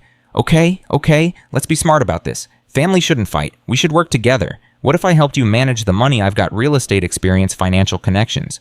We could grow that $25 million into $50 million. Split the profits." No, just like that, no. Just like that. "Jasmine, think about what you're doing. You're a waitress with no business experience. You're going to lose that money in 5 years. You're going to get scammed by people smarter than you. You need help." "Then I'll hire professionals, not family who spent yesterday laughing at my humiliation." "I apologized for that." "You didn't." "Brianna did, and I don't believe her either." Fine. I'm sorry. Is that what you want to hear? I'm sorry. We were wrong. Now, can we move past this and talk like adults?" Jasmine thought about her grandfather's letter about how he'd said her cousins were broken and money wouldn't fix broken. "No, Deshawn, we can't, because you're not sorry. You're scared. You're scared that I'm going to do exactly what Granddaddy wanted me to do with this money, which is use it to help people instead of enriching myself. And you can't stand that. You can't stand that he chose me over you. He didn't choose you. He was manipulated. Jasmine hung up. Her hands were shaking, but they were shaking with anger now, not fear. Let them come. Let them threaten and manipulate and try to take what wasn't theirs. She had the law on her side. She had her grandfather's carefully constructed trust. And most importantly, she had the moral high ground. Her phone rang again immediately. Aunt Marlene. Jasmine answered. I heard. Heard what, Auntie? Don't play games with me, girl. Deshaun told me everything. $25 million. And you weren't going to tell us. You were just going to keep it all for yourself. That's exactly what I'm going to do. It's what Granddaddy wanted. Your grandfather wasn't thinking clearly at the end. He was old and sick and evaluated by 3 different psychiatrists who all said he was completely competent. Want to try again? Marlene's voice dropped to something cold and threatening. You're making a mistake. You think you can cut off your family and face no consequences. You think we're just going to let you steal what's rightfully ours. It's not rightfully yours. It never was. He left you properties, and money and cars. He left me a mission. There's a difference. There's no difference. Money is money, and if you won't share it voluntarily, we'll take it legally. Go ahead and try, but remember the poison pill provision. You sue me, you lose everything. Your $600,000 property, gone, donated to charity. Is that really worth it? Silence on the other end. Then Marlene said, her voice shaking with rage. You're dead to me. You hear me? You and that bastard baby of yours, you're dead to this family. Good, Jasmine said. Being dead to you sounds like freedom. She hung up. Over the next hour, her phone exploded. Texts, calls, voicemails, all from different family members who'd heard from Deshaun or Marlene or the Harper's Creek rumor mill. Uncle Jerome threatening to call the police and report theft. Cousin Brianna sobbing that Jasmine was tearing the family apart. Aunt Patricia demanding a family meeting. Even relatives Jasmine barely knew, second cousins and distant aunts suddenly reaching out with well wishes and thinly veiled requests for money. Jasmine blocked them all, every single one. And then she turned off her phone completely. Keisha came back with lunch and found Jasmine sitting up in bed, trust documents organized into neat piles, her laptop open to a Google search for how to start a non-profit. They know, Jasmine said without looking up. Deshaun figured it out. Within 2 hours, the whole family knew. And they're exactly as predictable as my grandfather said they'd be. Threats, manipulation, fake apologies, demands for their share. What did you tell them? No, I told them all, no. Keisha sat down on the edge of the bed, studying Jasmine's face. How do you feel? Terrified, angry, but also, I don't know, free. Like I finally understand what my grandfather meant. The laughter is just noise. The work is what matters. So what's the work? Jasmine pulled up the Harper's Creek Station property listing on her laptop. This, I'm going to rebuild it. Turn it into a community center, childcare for single mothers, GED classes, job training, everything the town needs and can't afford. That's going to cost millions. I have millions. You have millions that you can't access for 30 days. Jasmine smiled. Then I have 30 days to plan. The doctor released her from the hospital that evening with strict instructions for bed rest and a prescription for medication to prevent future contractions. Keisha drove her home, the trunk with all of her grandfather's documents safely transferred to Keisha's car because Jasmine's was still in the tow lot. You're staying with me, Keisha announced when they pulled up to Jasmine's apartment building. Don't argue. You heard the doctor. Complete rest. No stress. You can't rest in a studio apartment with no furniture. I have furniture. I have a mattress. On the floor. No jazz. You're staying with me, sleeping in a real bed, eating real food, and letting me take care of you for once. Zara's going to need a healthy mama. Jasmine was too tired to argue. They stopped at her apartment just long enough to grab clothes and toiletries, and then Keisha drove them to her house in northeast Baltimore, a small 2-bedroom that felt like a mansion compared to Jasmine's studio. Guest room's yours for as long as you need it, Keisha said, showing her to a room with an actual bed frame and dresser. Bathroom's across the hall. Kitchen's always open, and I work from home mostly, so I'm here if you need anything. Keish, I don't know how to thank you. Thank me by taking care of yourself. Thank me by building something beautiful with that money. Thank me by proving that pregnant black woman from Baltimore can inherit millions and use it to change the world. That night, lying in Keisha's guest bed with the trunk of documents on the floor beside her, Jasmine opened Zara's journal, the one her grandfather had left specifically for her daughter. The first page was written in his shaky handwriting dated March 2024. Diary Dear Zara, you'll never meet me and I'm sorry for that, but I want you to know where you come from. Want you to understand that Washington blood means something. It means courage. It means perseverance. It means building when the world tells you to quit. Jasmine read through tears reading about her grandfather's childhood as the son of sharecroppers about his first job at age 10 picking cotton, about watching his father be beaten for asking for fair wages, about deciding at 14 that he would never work for anyone who didn't respect him. I started with nothing but $10 and a dream. People laughed. People said a black man couldn't own a business in 1947 Virginia, couldn't compete with white companies, couldn't succeed. I proved them wrong. Not by talking, by working, by showing up every day even when they burned crosses in my yard, even when banks refused me loans, even when customers canceled contracts after seeing my face. He wrote about building the company, about the first truck, the first employee, the first $1 million contract. He wrote about the racism he'd faced and how he'd responded with dignity instead of bitterness. He wrote about his mistakes, including pushing away Jasmine when she needed him most. Your great-granddaughter, your mama, she's got more courage than I ever had. She chose love over convenience. She chose you over comfort. That's Washington blood. That's what I want you to remember. Money comes and goes. Property gets sold. But courage, that's forever. That's what defines us. Your mama's going to teach you that. And she's going to use what I left her to help other people find their own courage. Watch her. Learn from her. And when you're old enough, you carry it forward. The journal continued with advice, stories, life lessons. Her grandfather's attempt to know his great-granddaughter through words, since he couldn't know her in person.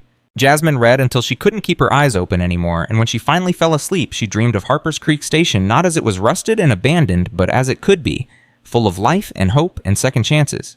She woke at 3 a.m. to her phone buzzing. She'd turned it back on to check one last time before bed and forgotten to turn it off again. A text from Bradford Chen.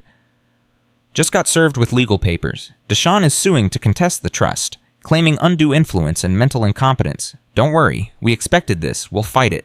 Get some rest. Jasmine stared at the message in the darkness. So it was starting. The war her grandfather had warned her about.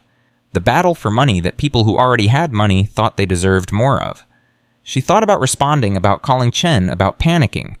Instead, she put her hand on her belly, felt Zara kick softly in her sleep, and whispered, "Let them come. We're not scared of them. We've got Washington blood." And then she went back to sleep because the work of changing the world could wait until morning. The lawsuit arrived by courier at 8 the next morning, a thick packet of legal papers that Keisha signed for and then brought to Jasmine's room with a cup of tea and a grim expression. "It's bad," Keisha said, dropping the papers on the bed. "I skimmed it. They're going after everything." Jasmine sat up, her back protesting the movement, and flipped through the documents. Deshawn wasn't suing alone. The paperwork listed him, Marlene Jerome Brianna, and 3 cousins she barely knew as co-plaintiffs. They were claiming undue influence, mental incompetence fraud, and something called tortious interference with expected inheritance. "What the hell is tortious interference?" Jasmine asked, reading the legal jargon that might as well have been another language. "It means they're saying, if you manipulated your grandfather into cutting them out of money they expected to get. It's basically calling you a con artist." Jasmine's hands tightened on the papers. "I didn't even know about the money until 3 days ago." "Yeah, well, they're claiming you knew, that you've been planning this for years, that you got pregnant specifically to manipulate him emotionally." The words hit Jasmine like a physical blow. "They're saying I got pregnant on purpose to trick a man I hadn't spoken to in 3 years. That's what the lawsuit alleges, along with about 15 other lies." Keisha sat down on the edge of the bed. "Jazz, this is ugly, like really ugly. They're trying to destroy your character to get at the money." Jasmine's phone rang. Bradford Chen. She answered on speaker. "Miss Washington, I assume you received the lawsuit." "Just now." "Good. Don't let it scare you. This is exactly what we expected, and we're prepared to fight it. But I need you to understand something. This isn't going to be a quick process. They're asking for a full psychiatric review of your grandfather's mental state in his final years, depositions from everyone who knew him, and a forensic audit of his finances going back 20 years. 20 years, why? Because they're trying to find any evidence of you having contact with him or his money during that time. They want to prove premeditation. That you've been planning this inheritance grab since you were 8 years old." Jasmine felt sick.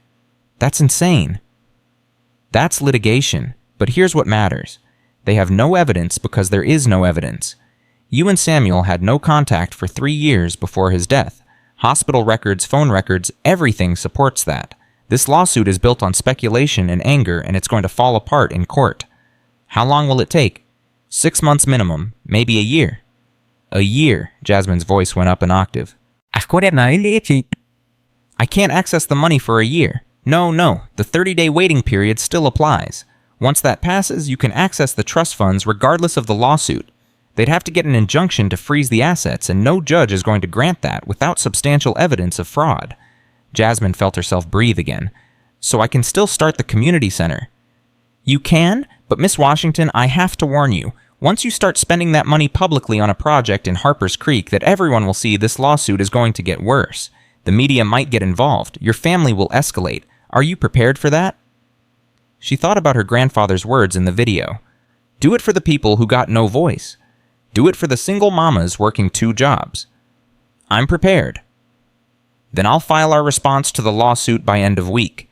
In the meantime, I need you to write down everything you remember about your relationship with your grandfather. Every conversation, every visit, every letter or email or text.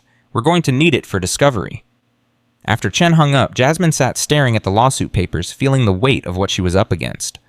It wasn't just her family coming for her. It was the legal system, the courts, the whole machinery of money and power that protected people who already had both. Keisha took the papers from her hands. You need to rest. Doctor's orders, remember, bed rest means bed rest, not stress rest. How am I supposed to rest when my entire family is suing me? By remembering that you didn't do anything wrong, by remembering that your grandfather wanted this, by remembering that stress is bad for Zara. Keisha stood up. I'm making you breakfast. Real breakfast, not crackers. And then you're going to spend the day doing something that makes you happy. Watch TV, read a book, plan your community center. Anything except obsess over people who don't deserve your energy. Tumtem, but obsessing was all Jasmine could do for the first few hours. She read through the lawsuit 3 times, each reading making her angrier. They twisted everything. Her pregnancy wasn't a choice born of love, but a calculated manipulation. Her grandfather's generosity wasn't wisdom, but senility. Her inheritance wasn't earned, but stolen. And the worst part, they'd included statements from people at the will reading. Brianna's deposition claimed Jasmine had smirked when she received the $10 in key like she knew what they meant. The attorney's secretary claimed Jasmine had seemed unsurprised by her small inheritance, suggesting foreknowledge. Even the law firm's receptionist had submitted a statement saying Jasmine appeared nervous and evasive when checking in for the will reading. They were building a narrative, and it was all lies, but it was compelling lies. The kind that might work if you didn't know the truth. Her phone buzzed with a text from a number that wasn't blocked yet. She opened it and immediately regretted it. It was a screenshot from Marlene, a Facebook post from someone in Harper's Creek. Samuel Washington's gold-digging granddaughter showed up in the middle of the night and robbed the old train station. Small towns don't forget, and we don't forgive. Shame on you, Jasmine Washington. The post had 147 likes and 83 comments, all of them variations on the same theme. Thief, scammer, disgrace to her grandfather's memory. Several people threatened to call the police. One commenter, a woman named Carol Jenkins, wrote, I knew Samuel for 40 years, and he would be disgusted by this girl stealing from him after he's dead. Jasmine's vision blurred with tears. These people didn't know her. Didn't know what her grandfather had left her or why. But they'd already decided she was guilty. She called Miss Ruby without thinking, just needing to hear a kind voice, someone who understood. Miss Ruby answered on the 3rd ring, slightly out of breath. Jasmine, baby, how are you? I'm not good, Miss Ruby. Someone posted on Facebook saying I robbed the station and people in Harper's Creek think I'm a thief and my family is suing me and I don't know what to do. Slow down, honey. Breathe. Tell me what happened. So Jasmine did. She told her about the lawsuit, about the Facebook post, about feeling like the whole world had turned against her before she'd even had a chance to explain. Miss Ruby listened in silence until Jasmine finished. Then she said, her voice firm, Baby, I want you to listen to me very carefully. Harper's Creek is a small town, and small towns love gossip more than they love truth. But I've been here 72 years, and I know who matters and who doesn't. Carol Jenkins has been a bitter old woman since her husband left her in 1987. She's got nothing better to do than spread poison. Don't you dare let her words make you doubt what you're doing. But everyone believes her. Everyone thinks I'm a criminal. Everyone doesn't know what I know, that Samuel Washington left you that station legally and intentionally, that you didn't steal anything, that you're his granddaughter with every right to inherit what he left you. Miss Ruby paused. And you want to know something else? I've been making some calls this morning, talking to people who actually knew your grandfather. And I'm organizing something. A counter-narrative, if you will. What do you mean? I mean, I'm not going to let these people destroy a good girl's reputation based on lies. You just focus on getting healthy and taking care of that baby. Let me handle Harper's Creek. After hanging up, Jasmine felt marginally better, but still overwhelmed. She opened her laptop and started doing what Chen had asked, writing down every memory she had of her grandfather. The summer she was 8 and he taught her to fish. The Christmas she was 12 when he gave her a journal and told her to write down her dreams. The graduation when he told her she could be anything she wanted. And then the hard memories. The phone call when she told him she was pregnant. The silence that stretched so long she thought he'd hung up. His voice when he finally spoke, cold and disappointed. I thought you were smarter than this, Jasmine. I thought I raised you better. You didn't raise me, Granddaddy. You were just visiting Wrights and Summers. And I thought that was enough. Clearly it wasn't. The click of him hanging up had echoed in her ears for 3 years. Writing it down now, seeing it in black and white, Jasmine understood something she hadn't before. Her grandfather hadn't been disappointed in her. He'd been scared for her. Scared she'd struggle like he'd struggled. And instead of offering support, he'd withdrawn because that was easier, harder than watching her face the same battles he'd fought. It didn't excuse what he'd done, but it explained it. She was still writing when Keisha came in with lunch and found her crying over her laptop. Jazz, come on, you're supposed to be resting. I am resting. I'm just also processing 70 years of family trauma. Process after you eat. Keisha set down a plate of grilled chicken and vegetables. Real food, the kind that cost money. And after lunch, I'm taking your laptop away. Keish, no arguments. Bed rest means rest, not working yourself into preterm labor again. Jasmine ate mechanically, barely tasting the food, her mind spinning with plans and fears and the overwhelming weight of what she'd inherited. $25 million. It still didn't feel real. She kept expecting to wake up and find herself back in her studio apartment, back at the diner, back in the life where she knew the rules, even if she didn't like them. Her phone rang again. Unknown number? She almost didn't answer, but something made her. Miss Washington, this is Detective Sarah Morrison with Baltimore Police Department Financial Crimes Division. Jasmine's heart stopped. Financial crimes. Yes, ma'am. We received a report that you may have illegally accessed property belonging to the Samuel Washington estate. I need to ask you some questions. I don't understand. I inherited that property. It's mine legally. That's what we're trying to determine. Can you come down to the station today? I'm on bed rest. Doctor's orders, I can't leave.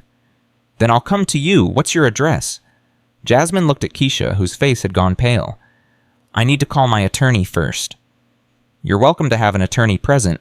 But Miss Washington, the more cooperative you are, the easier this process will be. I haven't done anything wrong. Then you have nothing to worry about. I'll be there in 2 hours. She hung up before Jasmine could respond. Jasmine immediately called Bradford Chen. They called the police on what grounds? I don't know. The detective mentioned financial crimes and illegal access to property. Chen swore under his breath, which was the first time Jasmine had heard him lose his professional composure. This is your family. They're trying to intimidate you with criminal allegations. But don't worry, I'll be there before the detective arrives. Don't answer any questions without me present. Not one. Understand? I understand. Keisha was pacing the room, hands clenched. This is insane. They're actually trying to get you arrested. They're trying to scare me into giving up the money. Is it working? Jasmine thought about it. She was scared, terrified, actually. But underneath the fear was something else. Anger. Pure righteous anger at people who'd spent her entire life treating her like she didn't matter and were now trying to take away the one thing that proved she did. No, she said finally. It's not working. Detective Morrison arrived at exactly 2 o'clock, a woman in her 50s with gray streaks in her hair and eyes that had seen too much. Bradford Chen was already there, sitting in Keisha's living room with a briefcase full of documents, looking every bit the high-powered attorney he was. Detective Morrison, Chen said, standing to shake her hand. I'm Bradford Chen, Miss Washington's attorney. I assume you have questions about the Samuel Washington estate. I do. May I sit? They all sat, the tension in the room thick enough to choke on. Morrison pulled out a notebook and a recording device. Miss Washington, I'm investigating allegations of theft and illegal trespass at the property known as Harper's Creek Station on the night of March 28th. Can you tell me what you were doing there? Chen held up a hand before Jasmine could speak. Detective, before my client answers any questions, I need to provide you with some documentation. He pulled papers from his briefcase. This is the Samuel Washington Trust Agreement dated 1999, naming Jasmine Washington as the sole beneficiary of all trust assets, including Harper's Creek Station. This is the property deed showing transfer of ownership to the trust with transfer to Miss Washington effective upon Samuel Washington's death on March 15, 2024. And this is a letter from Samuel Washington explicitly instructing Miss Washington to access a storage room at said property using a key he provided to her in his will. Morrison took the papers, reading through them carefully. Her expression shifted from suspicious to confused to annoyed. So Miss Washington owned the property when she accessed it. Legally, yes, the transfer was automatic upon death. Miss Washington had every right to be there. And the items she removed, personal effects and family documents left specifically for her by the deceased, again completely legal. Morrison sat back, her jaw tight. Who filed this complaint? That's what I'd like to know, Chen said, because it appears someone wasted police resources on a false allegation of theft when in fact Miss Washington was simply collecting her inheritance. A family member, Deshaun Pierce. He claimed his grandfather's estate was being looted. Mr. Pierce is currently suing Miss Washington because he's unhappy with how his grandfather distributed his assets. This complaint is harassment pure and simple. Morrison looked at Jasmine, and for a moment her cop face softened. How far along are you? 28 weeks. And you drove 4 hours while 6 months pregnant to access a storage room in an abandoned building. My grandfather left me a key. I needed to know what it opened. And what did you find? Jasmine glanced at Chen, who nodded slightly. Letters, journals, documents about his life and his business, things he wanted me to have and understand. Morrison closed her notebook. Miss Washington, I have to tell you, in 20 years doing this job, I've seen a lot of ugly family fights over money.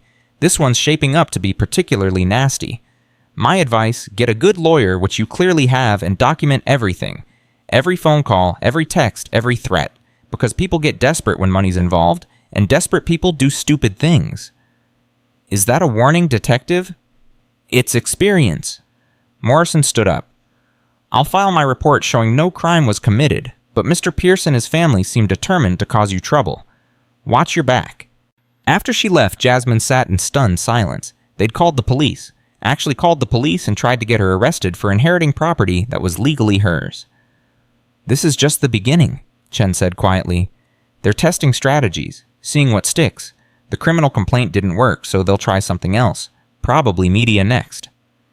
Media. Local news loves a good inheritance fight. Pregnant woman versus wealthy family. It's compelling television. So what do?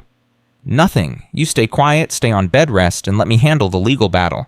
The less you say publicly, the less ammunition they have. But staying quiet turned out to be impossible.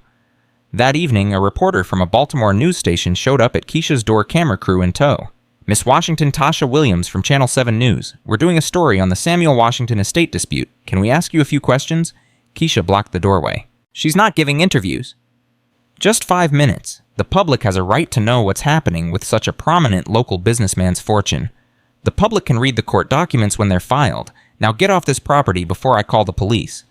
Miss Washington, is it true you hadn't spoken to your grandfather in 3 years before his death? How did you convince him to leave you his fortune? Jasmine appeared behind Keisha, furious.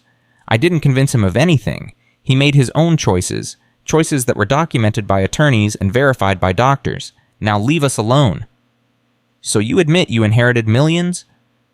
How much exactly? That's none of your business. The public.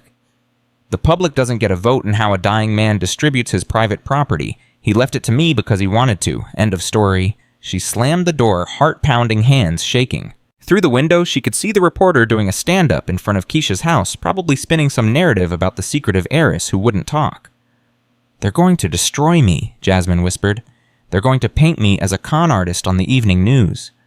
Then we fight back, Keisha said. Not with interviews, with actions. You want to prove you deserve that money, start planning how you're going to use it. So that's what Jasmine did. For the next 2 weeks, while her family's lawsuit ground. Through the legal system, while Facebook posts about her multiplied, while reporters camped outside looking for the story Jasmine planned. She reached out to nonprofit consultants. She researched community center models. She studied Harper's Creek's demographics and needs, and she called Miss Ruby every day. The opposition is getting smaller, Miss Ruby reported on day 5. I've been talking to folks, showing them copies of the trust documents, explaining what Samuel actually wanted. People are starting to understand. But the Facebook posts are from 10 people who've got nothing better to do. The other 3,000 people in Harper's Creek, they're waiting to see what you do with that station. Show them something worth supporting.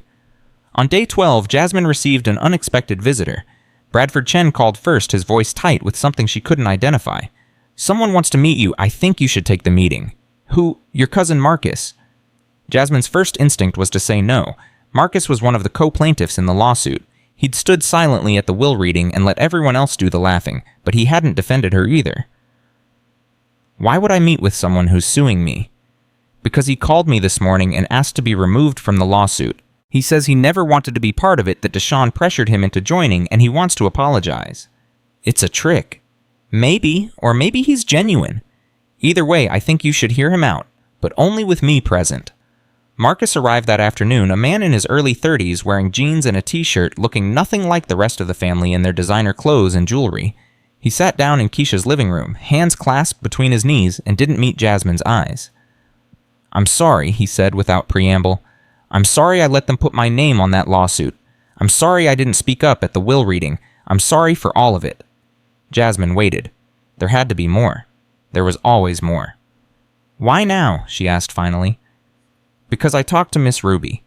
She called me out of nowhere, this woman I've never met, and she told me about Granddad, about what he really did in Harper's Creek, about the racism he faced and how he built something anyway. And then she told me about what you're planning to do with that station, and I realized something. What? That Granddad was right. He knew exactly what he was doing. Deshawn would have spent that money on cars and watches. Brianna would have blown it on her failing influencer career. Marlene and Jerome would have squirreled it away and felt superior to everyone. But you're going to use it to help people. So you want a piece of it after all? Is that what this is? Marcus finally met her eyes, and she saw something there she hadn't expected. Shame. No, I don't want anything. I just want off that lawsuit, and I want you to know that not everyone in this family is garbage. Some of us are just cowards. He stood up. I've already filed papers to withdraw from the suit. Mr. Chen has them. I won't bother you again. He was almost to the door when Jasmine said, Wait. He turned. Why didn't you laugh at the will reading? Everyone else did, but you didn't. Because it wasn't funny. Because I remembered being 12 and coming to Baltimore to visit, and Granddad took me and you to the aquarium. You were 8. You made him laugh, telling some story about your teacher. And I remember thinking he loves her more than he loves any of us. He just can't say it. Marcus left, and Jasmine sat in silence, processing what had just happened. 1 family member down. 6 to go. The next day, a package arrived. No return address, but Jasmine recognized the handwriting on the label, her mother's. Inside was a single photograph from 1996. Jasmine as a baby, maybe 6 months old, sitting on Samuel's lap. He was looking down at her with an expression of pure joy, and baby Jasmine was reaching up to grab his nose. On the back in her mother's handwriting, he always loved you, even when he couldn't show it. Use what he left you to make him proud. Love, Mom. Jasmine called her mother for the first time in 6 months, and when she answered, her voice was thick with tears. Baby, I'm so sorry. I should have called sooner. Should have supported you. But Marlene and Jerome, they've been putting so much pressure on me to convince you to share the money, and I couldn't. I couldn't do it because I know Dad wanted you to have it. Mom, where are you? Are you safe? I'm staying with a friend, away from them. They're so angry, Jazz. So angry they scare me. Please, be careful. I will, I promise. After they hung up, Jasmine held the photograph and let herself cry. Not for herself this time, but for her grandfather. For the man who'd loved her enough to leave her everything, but hadn't loved himself enough to forgive his own fear. On day 28 of the 30-day waiting period, Bradford Chen called with news. Judge dismissed 4 of the 6 claims in the lawsuit. Deshawn's left with just the undue influence allegation, and even that's on shaky ground. We go to court in 2 months, but honestly, I think they're going to drop it. They're spending hundreds of thousands in legal fees to chase something they can't win. 2 more days, Jasmine said, and then the money's mine. The money's yours, every penny. She hung up and looked at Keisha, who'd been listening from the couch. 2 more days, and then we change the world. Then we better make a list, Keisha said, pulling out her laptop, because the world's not going to change itself. They stayed up until 2 in the morning planning. Childcare center on the first floor of Harper's Creek Station, GED classes and job training on the second. Health clinic in the old freight area. Food pantry where the ticket counter used to be.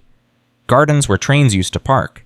And at the entrance a plaque with her grandfather's words, "Real wealth isn't what you have, it's what you build." On day 30, Jasmine woke to find a text from Bradford Chen. "Funds transferred. Check your account." She opened her banking app with shaking hands. The balance showed $5,127,849.32. $5 million. After taxes and fees and everything else, $5 million in her personal account, with the rest secured in trusts and investments that would generate income forever. She called Miss Ruby. "It's time," Jasmine said. "I'm coming to Harper's Creek. I'm rebuilding that station, and I'm doing it right." "About time," Miss Ruby said, and Jasmine could hear the smile in her voice. "Harper's Creek's been waiting for you. Jasmine stood in front of Harper's Creek Station 3 weeks later, 8 months pregnant now. Her belly so large she had to lean back to see the top of the building.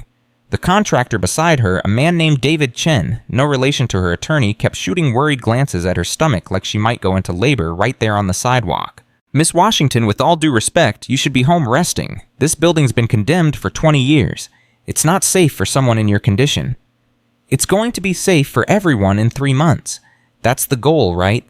Jasmine pulled out her phone and showed him the architectural plans she'd paid $15,000 to have drawn up. "Childcare center here on the first floor, classrooms up top, health clinic in the back. Can you do it?" David studied the plans, his expression shifting from skeptical to interested. "I can do it, but it's going to cost close to $4 million, maybe more if we find structural damage, which we will."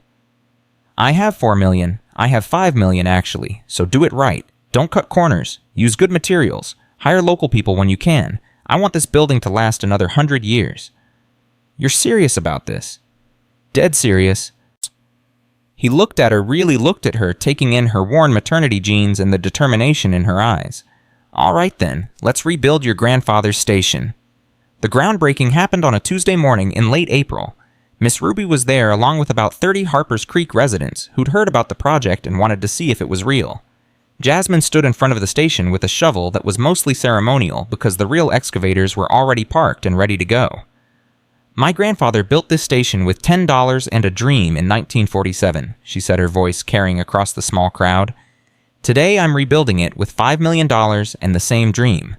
That Harper's Creek can be a place where people don't have to leave to succeed, where single mothers can work knowing their kids are safe, where teenagers can get their GED instead of dropping out, where families can get health care without going broke. This isn't charity. This is investment. In you. In this town. In the future my daughter's going to grow up in." She pushed the shovel into the ground, and the crowd applauded. It wasn't a huge crowd, and the applause was cautious, but it was something. It was a start. That afternoon, while David's crew was setting up equipment and taking measurements, Jasmine got a call from an unknown number. She almost didn't answer, but something made her. "Miss Washington, this is Tasha Williams from Channel 7 News. We met a few weeks ago." "I remember. I told you to leave me alone." "I know, and I apologize for that, but I'm calling with a different approach.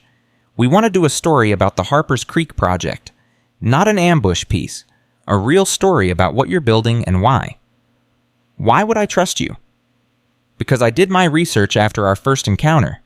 I found out about your grandfather's history, about what he faced building his business, about the racism and the threats and how he survived it all. And I found out about your family's lawsuit, which, by the way, is falling apart. Deshaun dropped it yesterday.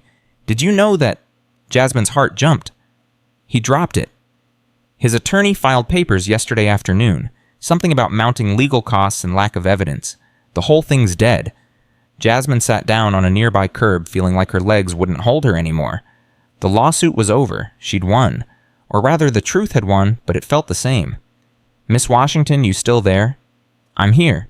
What do you want from me?" "An interview, on camera. Let you tell your story in your own words. Show people what you're really doing with that money. Fight back against the narrative your family's been spreading." "What narrative?" "That you're a gold digger who manipulated a sick old man, that you're going to waste the money, that you don't deserve it." Tasha paused. "Let me help you tell the truth." Jasmine thought about her grandfather's words. "The laughter is just noise. The work is what matters. But sometimes she was realizing you had to cut through the noise before people could see the work. One interview, here at the station, and you talked to Miss Ruby too. She knew my grandfather better than anyone. Deal, how's Friday? Friday I have a doctor's appointment, but Saturday works. The interview aired the following Tuesday, and by Wednesday morning, Jasmine's phone wouldn't stop ringing. The piece had gone viral, shared thousands of times across social media, picked up by national news outlets. Tasha had done exactly what she promised, telling Jasmine's story without sensationalism or judgment. Just the facts: a dying man left his fortune to the granddaughter who'd shown courage when he'd shown fear, and now that granddaughter was using every penny to help the town he'd loved. But with viral fame came unwanted attention. By Thursday, Jasmine had received over 300 messages on social media. Most were supportive people sharing their own stories of struggling as single parents, thanking her for building something that might help others avoid their pain. But some were vicious. Strangers calling her names, questioning her motives, claiming she was just doing this for publicity. And then there was Deshawn's message, "You won? Congratulations. I hope you're happy destroying this family." Jasmine stared at the message for a long time before typing back, "I didn't destroy this family. This family destroyed itself. I just refused to go down with it." She blocked him before he could respond. The construction moved faster than Jasmine expected. David's crew worked 6 days a week, and by mid-May the exterior was already transformed. New windows, fresh paint, the brick facade restored to something close to its 1889 glory. Inside was still chaos, exposed beams and concrete dust and workers everywhere, but Jasmine could see it taking shape. Could imagine children playing in the childcare center, teenagers studying for their GED in the classrooms, families getting checkups at the clinic.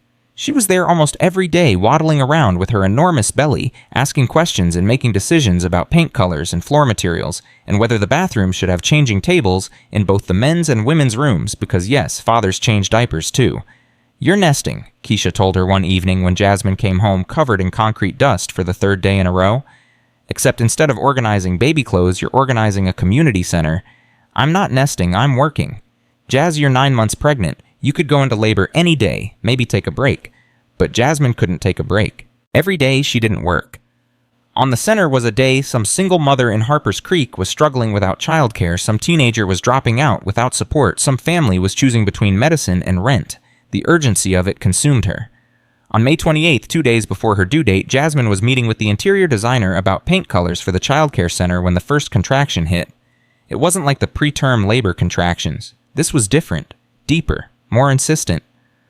"Miss Washington, you okay?" the designer asked, noticing how Jasmine had gone pale and grabbed the edge of the table. I think I need to go to the hospital." "I'll drive you." No, I can drive myself. I just need to..." Another contraction, stronger this time. Jasmine gasped, and the designer was already pulling out her phone and calling 911. The ambulance ride to the nearest hospital was a blur of pain and panic and strange clarity. This was it. Zara was coming. The baby her grandfather had never met but had believed in enough to change his entire estate plan. The baby her family had called a mistake. The baby Jasmine had chosen over comfort and security and her family's approval. She was going to meet her daughter. Keisha arrived at the hospital 45 minutes later, breathless and terrified, and stayed by Jasmine's side through 15 hours of labor. Miss Ruby sent flowers with a note that said, "Washington women are strong. You got this baby girl." Even Bradford Chen sent a message, "Congratulations on your daughter and your courage. Your grandfather would be proud." Zara Alexandria Washington was born at 3:47 a.m. on May 29th, weighing 7 pounds, 3 ounces, with her great-grandfather's eyes and her mother's stubborn chin. The nurses placed her on Jasmine's chest, and Jasmine looked down at this tiny person who'd been worth every sacrifice, every humiliation, every moment of doubt. "Hi, baby," she whispered. "I'm your mama. And I promise you're going to grow up knowing you were wanted, knowing you were loved, knowing you were never ever a mistake." Zara blinked up at her with dark, unfocused eyes, and Jasmine felt something inside her heal. Some wound she didn't even know she'd been carrying around, some belief that maybe her family was right, and she was foolish, and selfish, and wrong. Looking at her daughter, she knew with absolute certainty that she'd made the right choice. Every single time. The Harper's Creek Community Center opened on August 15th, exactly 6 months after the will reading that had changed everything. Jasmine stood on the restored platform holding 3-month-old Zara, watching as over 500 people filled the building she'd rebuilt from her grandfather's dream. The childcare center on the first floor had 20 children enrolled already, with a waiting list of 15 more. The GED program had 32 students ranging in age from 16 to 67. The health clinic had partnered with a local hospital to provide free checkups and preventive care. The food pantry was stocked with donations from local businesses. And in the main hall, right where passengers used to wait for trains, there was a museum dedicated to Samuel Washington's life and legacy. The centerpiece of the museum was the original $10 bill and brass key mounted in a glass case with a plaque that read, "Real wealth isn't what you have, it's what you build. Samuel J. Washington, 1947 to 2024. Beside it was a photo of Samuel from 1947, young and determined, standing in front of the station. And next to that, a photo from the groundbreaking Jasmine, 8 months pregnant with a shovel in her hand, the same determination in her eyes. David Chen, the contractor, came up to her as she was staring at the photos. "We did it. On time and under budget, miraculously." "You did it. I just paid the bills." "No, Miss Washington. You did what your grandfather knew you would do. You turned money into meaning." The official ceremony started at noon. The mayor of Harpers Creek, a woman named Sandra Martinez, who'd been skeptical at first but had become one of Jasmine's biggest supporters, gave a speech about community investment and second chances. Miss Ruby talked about Samuel's legacy and how proud he'd be. And then it was Jasmine's turn. She handed Zara to Keisha and walked to the podium, looking out at the crowd that included people she'd helped, people who doubted her, and people who were just curious about what all the fuss was about. 6 months ago, I sat in a lawyer's office and got humiliated by my family in front of strangers. They laughed because my grandfather left me $10 and a key. They thought it was an insult, a joke, proof that even he thought I was worthless. The crowd was silent, hanging on every word. But it wasn't an insult, it was a test. My grandfather wanted to know if I'd search for the truth or accept the easy answer, if I'd fight for what I believed in or give up when people laughed. If I'd use money to serve myself or serve others. She held up a copy of her grandfather's letter, the one she'd read by flashlight in that storage room. He wrote me a letter explaining everything, and at the end, he said something I think about every single day. He said, "Real wealth begins with courage, not capital. This building. The programs inside it, the families it's going to serve, that's not because I inherited money, it's because my grandfather taught me that courage matters more than comfort." Her voice broke slightly, and she had to pause to collect herself. "A lot of people ask me why I'm doing this. Why not keep the money? Why not live comfortably? Why work this hard for people I don't even know? And the answer is simple. Because my grandfather survived things I'll never understand. Racism and violence, and doors slammed in his face, and he responded by building opportunities for others. Because when I was pregnant and broke and humiliated, nobody helped me. And I don't want any other woman to feel that alone." She gestured to the building around them. "This center isn't charity, it's investment. In single mothers who just need childcare so they can work. In teenagers who dropped out but want a second chance. In families who can't afford health care. In a community that's been left behind. My grandfather started with $10 in 1947. I started with $5 million in 2024. But we started with the same belief that everyone deserves a chance, and sometimes all they need is someone who believes in them." The applause was thunderous. People stood, some crying, some shouting affirmation. Jasmine looked out at them and felt her grandfather's presence so strongly she almost turned around to see if he was standing behind her. After the ceremony, as people toured the building and registered for programs, Jasmine found herself alone for a moment in the museum room, staring at the $10 bill. "I hope I made you proud, Granddaddy," she whispered. "He'd be proud, all right, but he'd also tell you to stop working so hard and take care of that baby." Jasmine turned to find Marcus standing in the doorway, hands in his pockets, looking uncomfortable but determined. "Marcus, I didn't know you were here. I wasn't going to come, didn't think I deserved to after everything, but then I realized that's coward thinking. So I'm here, and I brought something." He held out an envelope. Jasmine took it cautiously. "It's a check, $50,000, my inheritance from Granddad. I want you to have it for the center." "Marcus, I can't." "Yes, you can. Because you're doing what all of us should have done, honoring him by helping people. I wasted my inheritance on a car I didn't need and vacations I don't remember, but $50,000 is left and it should go here. Please?" Jasmine looked at the check, then at Marcus's face, seeing genuine regret there. "On one condition, you volunteer here, 10 hours a month, teaching something, helping with something, I don't care what, but you're part of this." Marcus blinked, surprised. "You want me involved? Washington blood means something. You said that yourself, so prove it." He nodded slowly. "Okay, yeah, I can do that." Over the next 6 months, the center became the heart of Harpers Creek. Enrollment in every program grew. The town's unemployment rate dropped by 23%. 3 new businesses opened on Main Street. Property values started climbing. People stopped leaving and started staying. And Jasmine became something she'd never expected a leader. People came to her with problems and ideas. The local newspaper interviewed her monthly. She was invited to speak at conferences about community development. Universities asked her to guest lecture about social entrepreneurship. But the moment that mattered most came 8 months after the center opened, when a young woman, maybe 19, with a baby on her hip and desperation in her eyes, walked up to Jasmine in the childcare center. "Miss Washington, I need help. I need childcare so I can work, but I can't afford any of the places in town, and my mama said you might have space." Jasmine looked at this girl who could have been her 2 years ago, broke and pregnant and running out of options. "What's your baby's name?" "Samuel. I named him after my grandfather." Jasmine felt tears spring to her eyes. "We have space and it's free. That's the whole point." The girl started crying. "Free? But how can it be free?" "Because someone who believed in second chances made it possible. And because I know what it's like to be where you are. Come on, let me show you around." In January, exactly 1 year after Samuel Washington's death, Jasmine received a letter from Bradford Chen. Inside was a document showing that the remaining Summit Logistics shares had grown in value to $28 million. She'd started with $5 million to rebuild the center and still had $23 million invested. "Your grandfather's gift keeps growing," Chen wrote, "as does his legacy. I've been approached by 3 other cities asking if you'd consult on similar projects. You've started something bigger than Harper's Creek. The question is, how big do you want it to go?" Jasmine showed the letter to Keisha that evening while Zara played on the floor with blocks. "He's asking if I want to expand, build more centers in other cities. Do you?" Jasmine watched Zara stack blocks carefully, her tongue sticking out in concentration. She thought about the young mother at the center with baby Samuel. She thought about the 16-year-old who'd gotten her GED last month and was now applying to community college. She thought about the 70-year-old man who came to the food pantry every week and always said, "God bless you for what you're doing." "I want to do what my grandfather would do, build something that lasts, something that helps people long after I'm gone." "Then I guess you better get started." By March, Jasmine had established the Samuel Washington Foundation with the remaining $23 million as its endowment. The foundation would fund community centers in underserved areas across the country, focusing on single-parent support education and healthcare access. The Harper's Creek Center would be the model, and Jasmine would oversee expansion.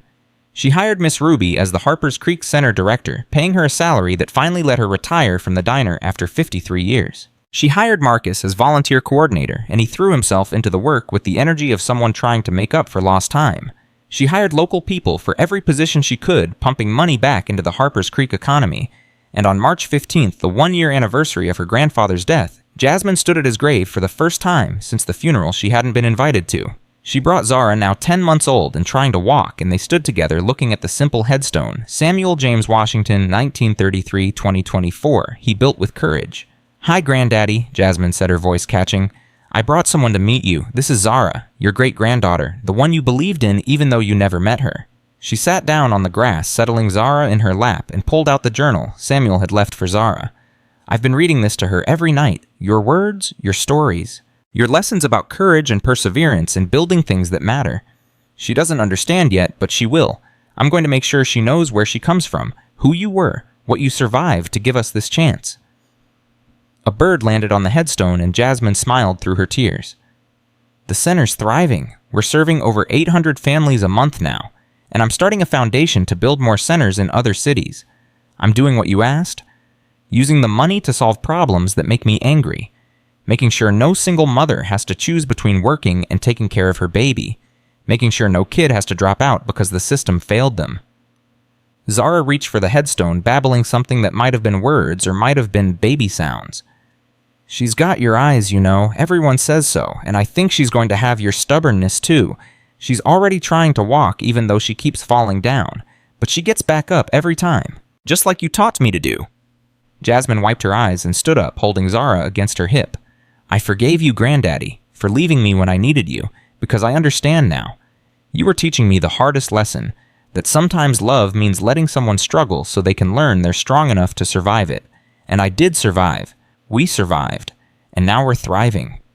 She placed a single flower on the grave, a sunflower like the ones he used to grow behind the station. "Thank you for the $10? Thank you for the key. Thank you for believing I was brave enough to find what you hid. And thank you for teaching me that real wealth isn't what you have, it's what you build." Zara grabbed the flower and tried to eat it, and Jasmine laughed, pulling it gently from her baby's grip. "Come on, sweet girl, let's go home. We've got work to do." 3 years later, the Samuel Washington Foundation had opened 12 community centers across 6 states, serving over 10,000 families. Jasmine had been featured in Time magazine's 100 Most Influential People issue. The original Harper's Creek Center had expanded into the building next door, adding a tech training program and small business incubator. And Jasmine Washington, who'd been humiliated in a lawyer's office with $10 and a rusty key, who'd been laughed at by family who thought she was worthless, who'd driven 4 hours pregnant and desperate to solve a dead man's puzzle, had proven that her grandfather's faith wasn't misplaced. She'd proven that courage was indeed the only capital that mattered. She'd proven that one person with purpose could change not just a town, but a movement. And she'd proven that the best revenge against people who laughed at you wasn't anger or bitterness, but building something so beautiful, so meaningful, so lasting that they'd have to spend the rest of their lives watching you succeed. On a Tuesday afternoon in September, 4 years after that, while reading, Jasmine sat in her office at the Harper's Creek Center, now expanded and professional, with Zara drawing at a small table in the corner. Her phone rang. Unknown number, but she'd stopped being afraid of those. "Miss Washington, this is Catherine Pierce. I'm calling from the White House. The president would like to invite you to participate in a roundtable discussion on community development and poverty reduction. Would you be available next month?" Jasmine looked at Zara, who was drawing what might have been a house or might have been a monster. It was hard to tell at age 4. She looked at the photo on her desk of her grandfather standing in front of the original station in 1947. And she looked out the window at the town that had come back to life because one man had the courage to build and one woman had the courage to rebuild. "Yes," she said. "I'm available, and I'm bringing my daughter. She needs to see what Washington women do when people tell us we can't." She hung up and pulled Zara into her lap, hugging her tight enough that Zara squirmed and protested. "Mama, you're squishing me. I'm loving you, baby. There's a difference. Are we important?" "We're purposeful. That's better than important." What's purposeful mean? Jasmine thought about how to explain it in a way a 4-year-old would understand. It means we help people. It means we build things that last. It means when people laugh at us, we prove them wrong by working harder and being kinder and never ever giving up. Like great-granddaddy did. Exactly like great-granddaddy did. Zara considered this, then went back to her drawing. And Jasmine sat there holding her daughter, feeling the weight of her grandfather's legacy and the lightness of knowing she'd honored it, thinking about $10 and a rusty key and how the smallest inheritance had indeed unlocked the greatest purpose, and she understood finally what her grandfather had been trying to teach her all along. That real treasure isn't found. It's built one choice at a time, one brick at a time, one person helped at a time, until the laughter of the past becomes the applause of the future, and the key that unlocked a storage room unlocks something far more valuable, the understanding that courage, not capital, is the only inheritance that truly matters.